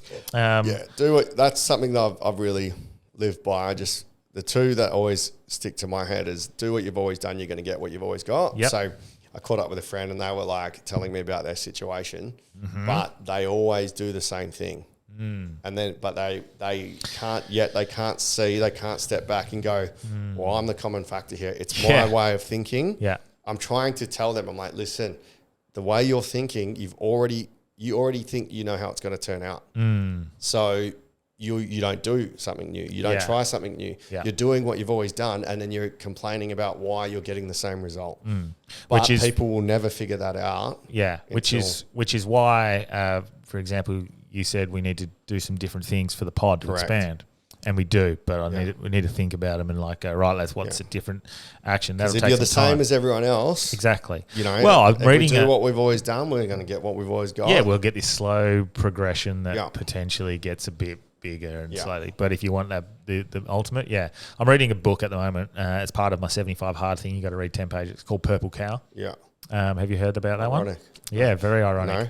So the Purple Cow is about it's from a marketing and business point of perspective in which we talk. You're like, okay, when they use the example of driving through the countryside in France and they're seeing the cows on the side of the road and they're all beautiful and these people had never really seen that. So the first lot of cows, they were like, oh, how fucking amazing is this? And by the end of 10 acres of cows, they're like, yes, another fucking cow. But if there was a purple cow in there, you'd be like, whoa, what the fuck is that? So it stands out and it's always the new. So the cow was new at the start. It became pretty nullified and boring by the end of it. So you got to be the purple cow in your relationships. Being the purple cow in everything. Just being if you want to be successful in business, in this podcast, be the purple cow. Be just a little point of difference. And like maybe ours is where the Australian vulnerable one. I don't know what the fuck it is. Maybe it's like, hey, we do jokes every 10 minutes. I don't know what the fuck it is. We'll figure it out. But there will be a point of difference. Yeah. And that will be the purple cow and that will slingshot you into success. Yeah. So I am very, what's the word? Accepting of your ideas of like, let's try something different. Just trying to figure out which one is the one that's going to work. Yeah. So it might be trial and error. Yeah. Well, again, you don't know unless you try. You can't go, nah, that won't work. You can't just throw it out without trying it. Because if it tries and it blows up, You're like, oh, fuck, It worked. that worked. But if you try and it doesn't work, then you've lost nothing. 100%. You've literally lost nothing. I don't think you'd lose listeners, followers from trying a few different things. Way, We not just at say, all. yeah, we're trying stuff. And so, But what are your quotes? I think even with relationships, that's so important. Why relationships break down is because you just treat them as someone that's with you instead of seeing them as a purple cow, which is a fucking up thing to say, but do something different. Show your partner that you like, and that I wish I had that kind of relationship. Like mine broke down this year, and it's like I would think I'm always trying to do something nice, have them in the front of your mind, especially lads. Don't take your misses for granted, man. Don't be like, oh, fucking it. If you really love the person, show them once every fucking couple of weeks that they mean something to you. Don't be fucking complacent. Don't take them for fucking granted. The second one that I always live by, it's not a new one, but it's Wayne Gretzky. It's you miss 100% of the shots you don't take, which literally just goes into that. But here we go. This was a really great, I saved it, and this is one of those manifestation things that we've spoken about because Branchy messaged me this morning. I've saved this 2 days ago. I was like, I want to talk about these on the pod because they're just really interesting and break down. And it's like 10 quotes. And then you messaged me this morning going, let's do quotes. Let's go through some of our favourite inspirational quotes or motivational quotes or quotes that... The Reddit one was, what's a quote that permanently changed the way you look at things? So let go or be dragged. That's quite a nice one. Oh, I fucking 100% agree. And this is where it comes back to that idea where I always talk about the universe gives you signs. It tells you this is where you got to go. And if you don't fucking follow those signs, we are going to take control and fuck you up. And it's not going to be pleasant. Or you can go the easy way and you can go, right, that's the path I've been given. I need to go down it. Which is ironic after what I just said. I had to let go because I was being dragged. I've had a lot of worries in my life, most of which never happened. From Mark Twain. Well, it's funny because my quote that I put down was from Seneca. We suffer more often in our imagination than in reality. Exactly. It's the, and again, because I can't remember the quote, but it's like anxiety is worrying about the future and depression is worrying about the past. So it's fucking play out scenarios in your head. That haven't happened. You think they're going to happen. But the reality is, it might work out differently to what you think. Like my dad, I remember when I was 18 and I booked a flight on my own to Europe. And even though I was an adult, I was so scared to tell Dad that I was going to Europe. I had a one-way ticket and I thought he was going to freak out. I had a little white lie. I said I was going over with my grandparents. They were there, but I was actually traveling on my own. And it fucking, like, all I could think about was how bad it was going to be telling him he was going to blow up. I told him, he goes, oh, all right then, son. Or make sure that you I was like, oh, fuck. Like, well, flip it the other direction as well. Like, people are always fearful of the results of like, oh, what if this and what if that? But then what about the days where you plan it all out and you're like, oh, it's going to be so good. It's going to be so good. Well, it's okay or it sucks and it's not as good. But then you have that day where you just rock up and it ends up being fucking incredible because you didn't plan it and you just went with it. So like, I think overthinking things and thinking about stuff that you can't control.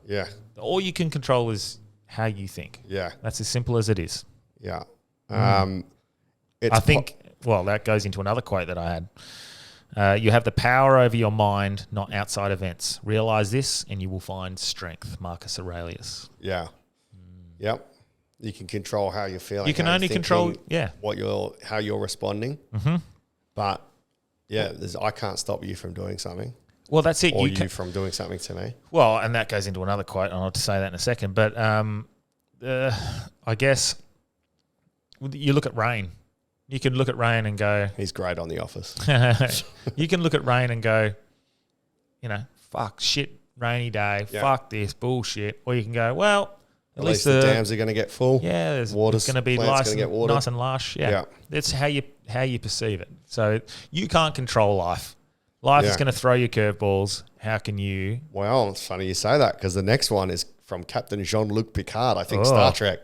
It's possible to commit no mistakes and still lose. That's not weakness, that's life. So no matter how well you plan, you can have no mistakes. You can plan it perfectly, and your business venture or your fucking game, whatever it is, you're still going to lose. It's not because you're weak. It's because that's just what life is.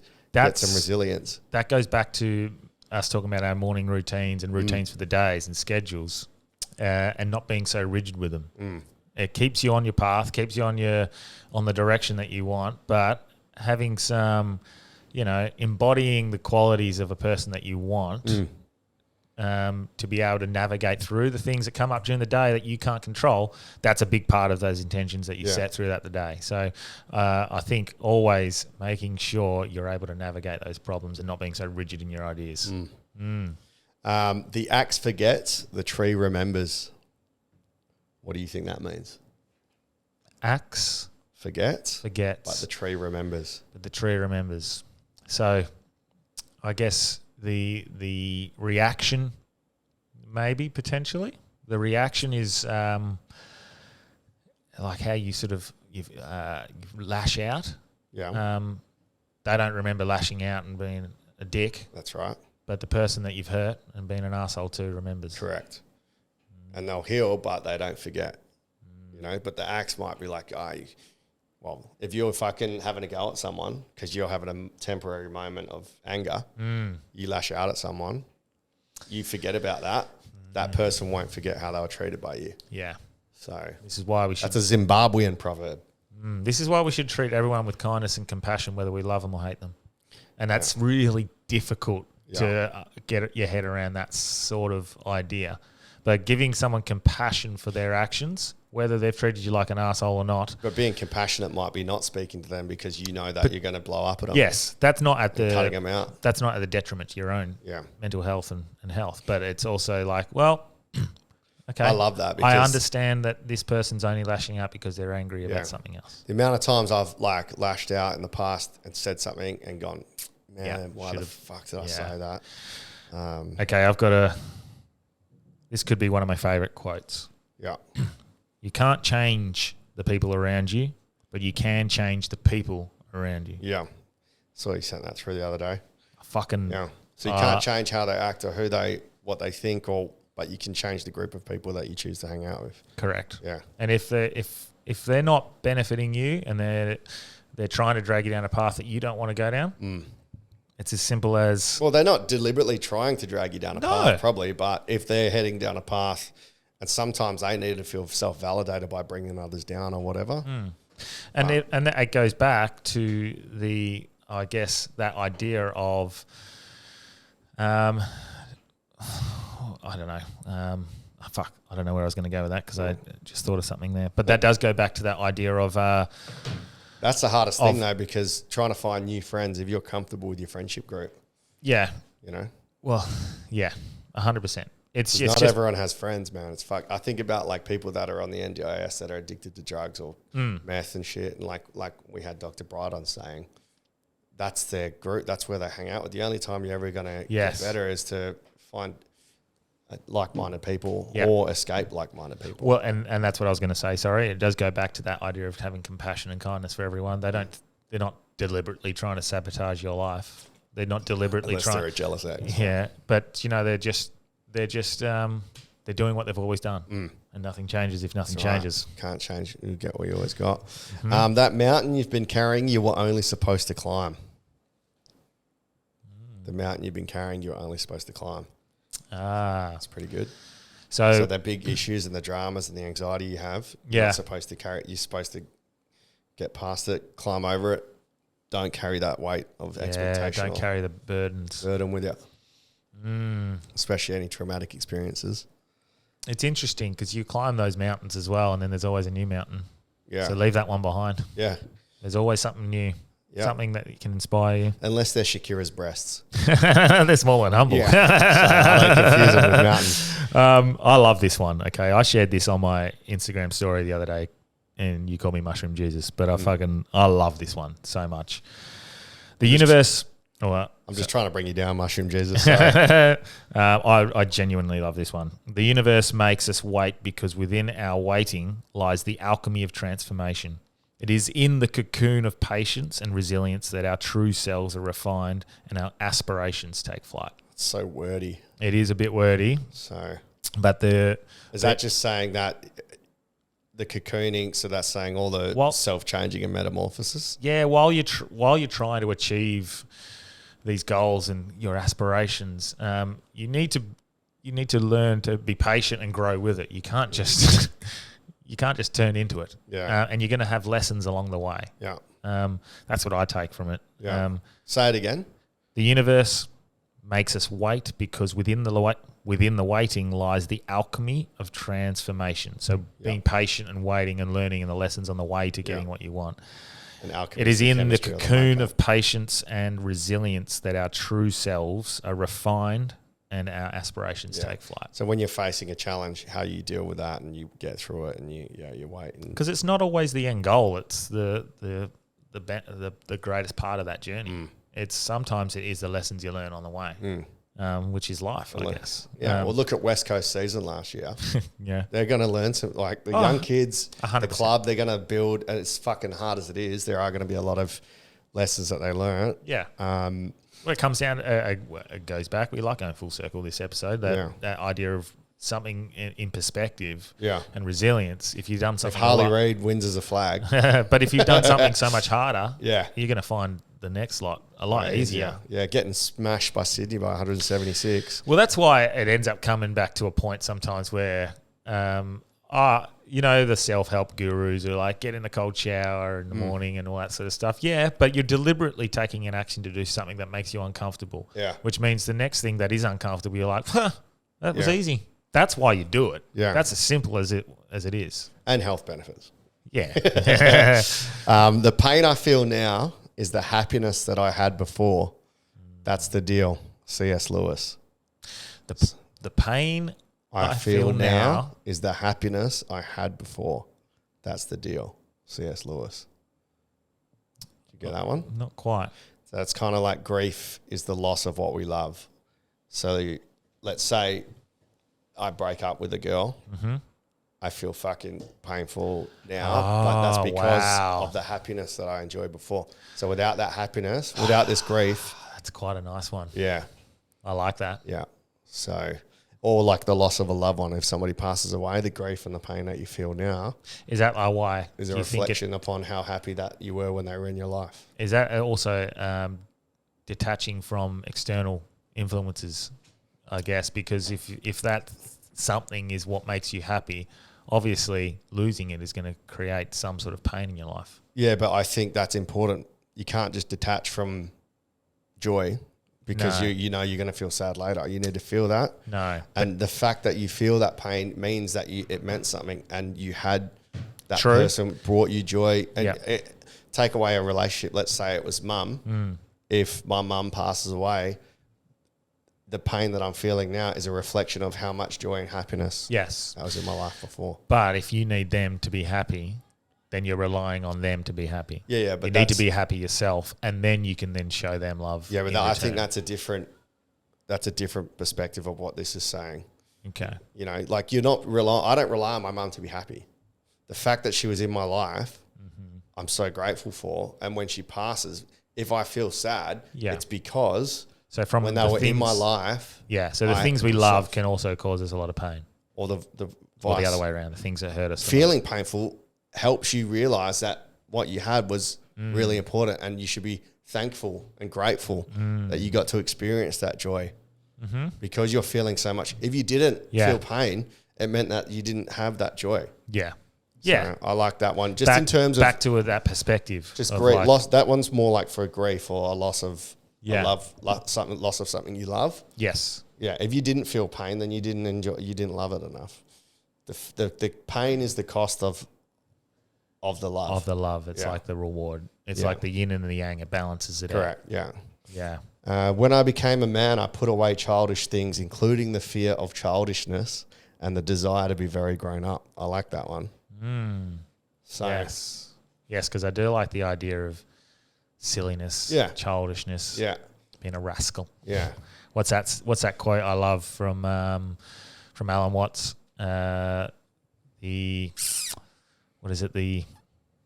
can't remember.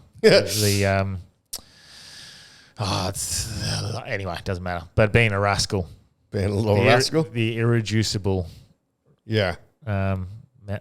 feeling of rascality is what makes us human. This is the last one I've got, and it's pretty good. It is easy to fool someone. It's hard to convince them that they've been fooled. Oh, yes. Are we talking about the jabs? Everything. Anything in life. Yeah. That one resonated. I was like, that's fucking gangster. That's true. Yeah. Do you find like if you're the one who finds the answer, you're fully in? But if someone sends you the answer, you're like Skeptical? Yeah. straight away. You're Yeah. like, why? Like I didn't find this. No, I had to have. My ego suggests I should have known this. Yeah. Like I was wrong. Or when you've been duped and someone tries to suggest that you haven't been, your ego's gonna get hurt because you're the fool. Yeah. So to be convinced that you're not the fool, that's why people fucking dig their heels in. Yeah. On anything. something like anything. Yeah, the jab is like, a no, I was perfect right. example. Yeah. Yeah. People, the mental gymnastics people are doing at the moment to try and still justify that they're Fucking crazy. Oh my god, it's Vivek has been dominating these debates, man. I sent you one on the hard yards. Yeah. His fucking response to the Hunter Biden laptop when he just threw it back. It's like, was that correct or not? Yeah. And they're just like, the debate's over. Fuck, man. Man, it's He's a beast. yeah. Is he running to be president? I think so. What? Yes. Or him and Trump together? No, they're running for the Republican Right. nominee. Well, we'll save this for Corey White's ep. But it's when I'm away. But Vivek Ramaswamy. Yeah. How do you say his last name? I don't know. I've been a bit off it, but I have been watching his clips. Watching him, he's just like, he's a beast, man. He's probably got some ulterior motive, but he seems to be like a real the savior of what we need. I think the issue that you're going to have with someone like him and who's the what's his name? Who's the Florida one? I've got a mind blank. I know who you're talking about. Yeah. Fuck. The Can't believe I got it. The issue you're going to have with those two is if they start running against Trump right now, when Trump wins, I say when Trump wins and he can't go for re-election, they're going to have all these Trumpers go, no, you were a cunt. You were talking about Trump in a bad way. Yeah. So Vivek is probably doing the right thing. Yeah. Who was the other guy, man? Ron DeSantis. That's the one. Yeah, so Ron DeSantis. Yeah. If he starts talking shit about Trump instead of trying to be his running mate or something like Well, that. as Republicans, they should not be bagging each other out. No, well, they're just trying to get the nomination. Yeah. But Anyway, this is we'll save this for the Corey White one because I don't know enough. But Predictions for 2024. Predictions for 2024. Trump wins in a landslide unless they cheat like they did last time. Well, already allegedly. two states have already stopped him from being on the ballot. No, he's back on now. On both? I think the second one trying the same thing, but it'll just have the same result. Yeah. He'll win in a landslide. I don't think that fixes anything. I think this is the year for aliens. And then they'll bring out Epstein's list to distract us. Yeah, so I don't think aliens. I think admission of alien knowledge. Yeah. Not just real brief. Very, very brief is it'll be like a Biden saying something very, very just touching on it going, yes, we acknowledge Well, that if Biden does it, he'll probably slip. And Yeah. he probably is an alien. From what I heard that they're not even aliens, they're like demons or angel or demons. It's like biblical shit from the things I've been watching. But are you talking about interdimensional? Interdimensional. But also Because- what Tucker Carlson was saying, Yeah. he's like, it's scary. He goes, it's fucking terrifying. Yeah, it is. So if it's demons or angels, yeah, but what our perspective of what angels and demons are as like a spiritual thing, whereas it could, third and fifth dimensional differences, time, linear, we can't even begin to understand it. So because he's in that interview, he goes, I'm terrified. I won't tell anybody what they think it is. Yeah. Fuck, that's scary, man. Yeah. So it's That's so scary. I think there will be some serious ramifications for Pfizer and whatnot this year. I hope so. I hope they you see Texas taking them to court. The thing I would say about if I hate it when people say, "Oh, you're still holding on to the jabs thing. You're still holding on to the COVID have jab to. thing." The thing I would like to know now is this is why it was so important that we could see the science behind the decision making, because either one of two things happen. When the science was given to McGowan, for example, to shut down the borders and to stop people from seeing each other, and it was made on the idea that once you've had the jab, you can no longer spread it. Okay? So either McGowan was given wrong information by Pfizer, in which we have to have a discussion with Pfizer and go, why did you say that it wasn't going to do the stop the spread when you had information that it clearly did, and you've admitted that in court now? Or was McGowan given the information that it was going to stop the spread, but he still didn't? He still shut down the thing, in which we need to have a conversation with McGowan's administration and go, why did you shut it down if you knew it wasn't going to stop the spread? Yeah. So one of them's wrong. One of them's wrong. Yeah. Either you were giving information wrong or you gave wrong information. Yeah. One is wrong. Yeah. Or they did both because they were trying to double down on safety. And it depends on allegedly safety. Allegedly.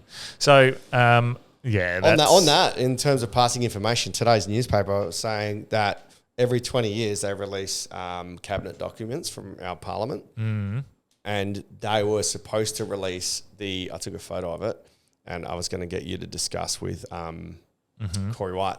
No reason for Iraq war papers to stay secret.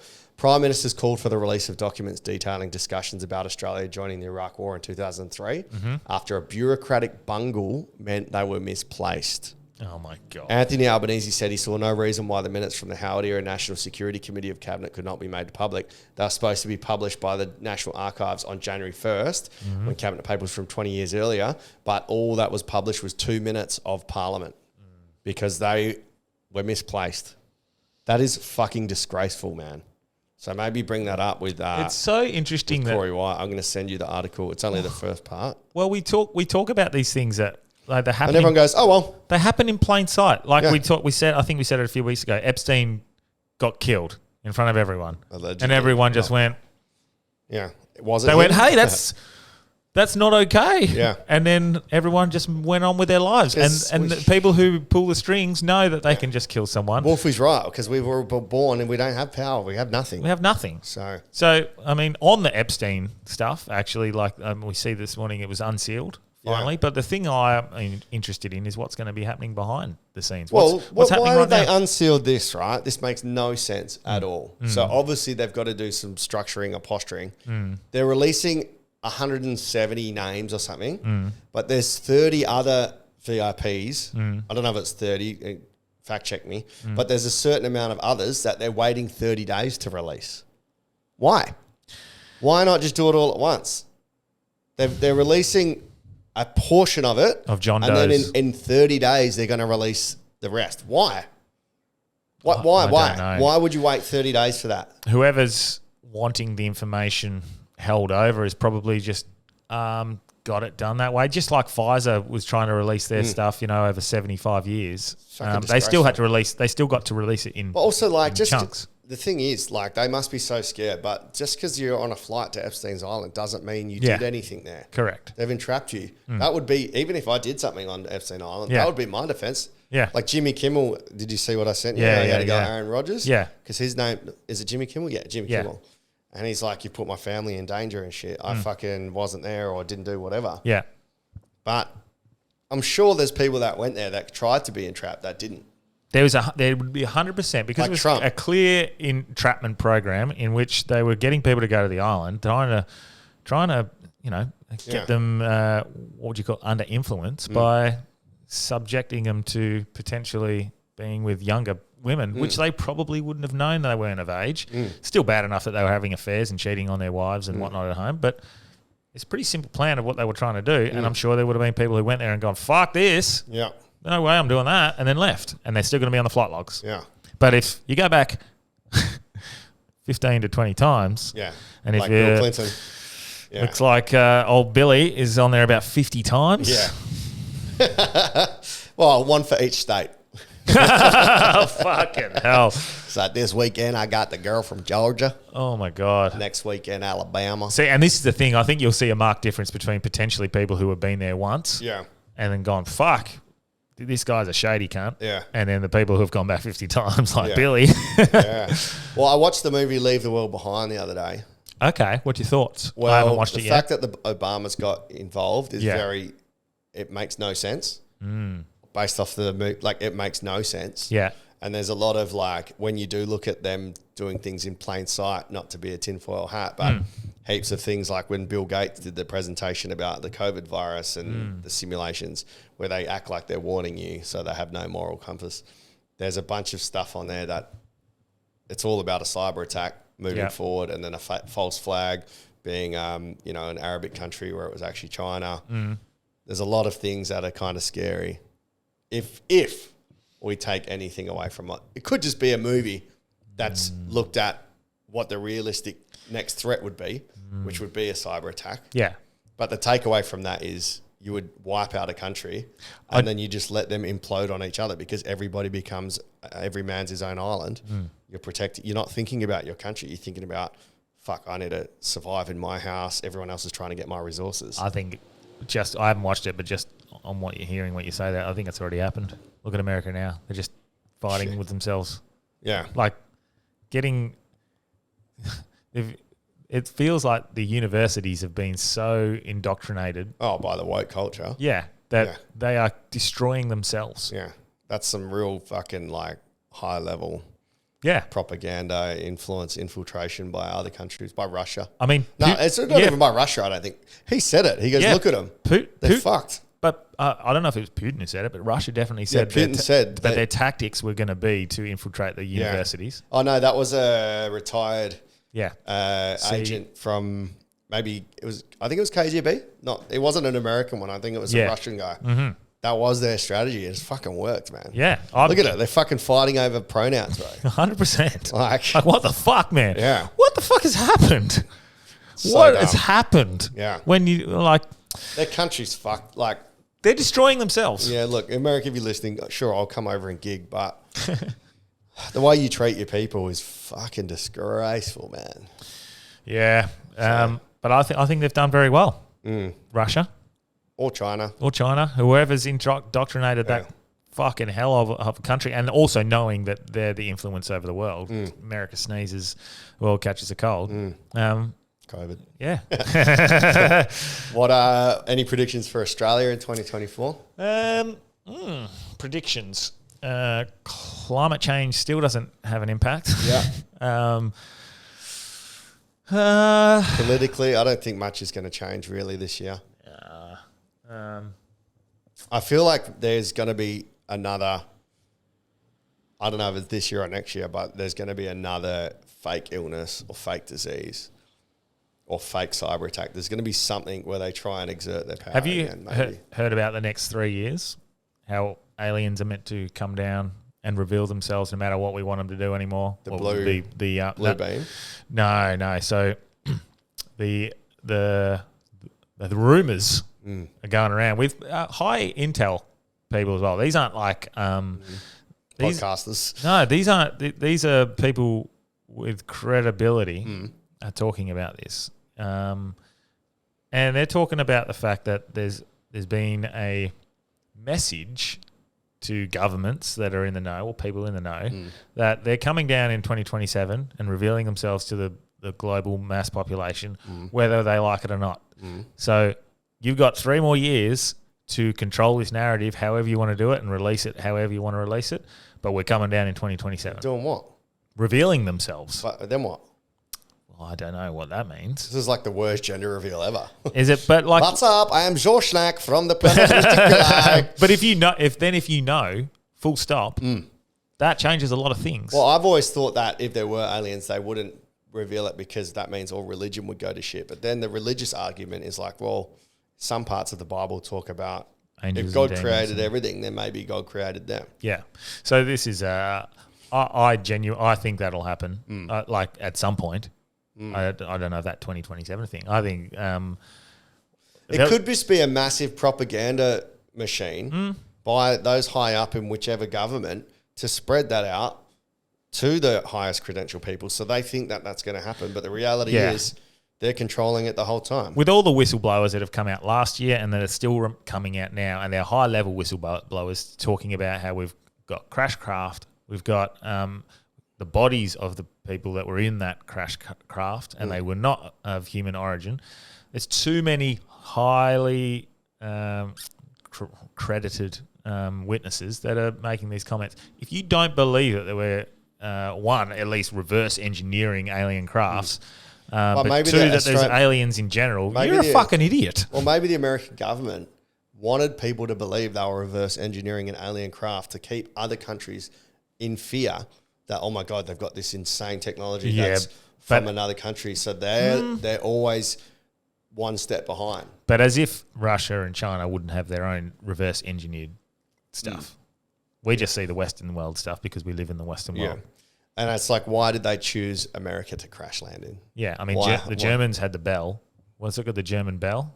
What's the bell? In the World War II, they found the bell, like a UFO that was shaped a bit like a bell. Oh, yeah? I can't remember what that's... I think it's called the bell. Bell ends. But they're everywhere. Like, we've got too many... Like, the Foo Fighters. Foo Fighters? The Foo Fighters. The Foo Fighters are what they used to see in I think it was the Japanese. I thought it was the Japanese technology, and I thought they were reporting. Was a Foo Fighter a plane? No, Foo Fighters is what. So when the American fighters were having, what are they called? Firefly dog fights. Dog fights in the air. Is that what they call it? Dog fights. Yeah, having dog fights. There were these like balls of light, fucking zooming around, through all the planes, and they thought it was Japanese fighters, and then the Japanese were like, "No, we thought it was you," basically. So that's what you would that's say. That's who but that's who the Foo Fighters are. That's why the Foo Fighters are named the Foo Fighters after UFOs. Interesting. Is that because they were like a UFO? How far? It's a UFO fighter. They were just trying to say UFO. I still love that. What's his name? Bobby Christopher Lee? Walken. Wow. Christopher Foo Fighters. Yeah. Foo Fighters. You know, I thought you were a Chinese. I was thinking we should do if I've got that spinning wheel here, Cam's got it. Put an accent on each one, and we spin it, and we have to do a sentence in that accent. You know, I mean, the guy thinks that Moby Dick is a venereal disease. We take it off. Yeah. So it could be like Christopher Walken, it could be, whoever. Yeah. And then we just do it because fucking if it's horrible, it'll be funny. If it's good, it'll be funny. Perfect. That's a good idea. All right. That was bloody good, man. That's a good episode. I might have to listen back to that. Some of our own. Facing my fear one. And we'll set some intentions and some goals over the next few days of like ways we can be the purple cow. I like that. That's a good idea. Sick. Cool. Anything to plug, Delby? Well, if anyone's over in Bali, give us a shout. And I'm looking for a roommate. So if you know anybody I would not put that out in the pod, Delby. They're going to get some... Well, have you met some of our listeners? Yeah. Some of them, lots of them are good, but... Any FIFO workers, really, if you're out looking for a room in good area. Sick. Just looking for someone that, it's going to be crazy. But gigs, Fringe Festival's coming up. My tickets are horrific. I'm about $4,000 in the hole at the moment. So it is not selling anywhere near what it should be. So I've got a 200-seater for fucking 2 shows every Friday, Saturday at the moment. I think I've done 10 in one session. Last year it was like nearly sold out. Like heaps of the sessions I had like 30 out of 60 sold. So have you done many Fringe? I've got some sponsored ads running. I'm gonna need to knuckle down. Yeah, I've seen one of your sponsored ads. It's just a picture, man. It's just the event, yeah. So I got to figure out. I got to ramp my. That's one of the things I've been delaying. So I need to ramp that up. Today. Do you reckon if I do a 2-camera? Hey guys, if you want to see a Fringe Festival show, and then use that as Yeah, anything's better than a picture of the show. Well, not anything, but like pictures tend to work, but Yeah. I'll set up a few different sessions. What is it? Sesh Stories. That's selling really well. Yeah. I've only got 5 shows, so. Yeah, okay, cool. Yeah. What have I got? I'll be doing Delby's quiz every Wednesday at Paddy's for the next, 8 weeks or 6 weeks? 6 or 7 weeks. So I'll be there every Wednesday. And there's another couple of things coming up. But just subscribe to the Patreon. We need to start putting some... Yep, I put up the Christmas special there yesterday. And we're going to do an episode extra a month at minimum on there. So if you would like to have an extra episode, you can go on there. It can be audio as well, so you can plug in your headphones, because that was one complaint, is we've been sharing YouTube videos on the private listed YouTube videos on the Patreon. They're like, no, well, I have to watch it. So they still want to listen in their headphones. Yeah. So I'll put up an audio only on the Patreon.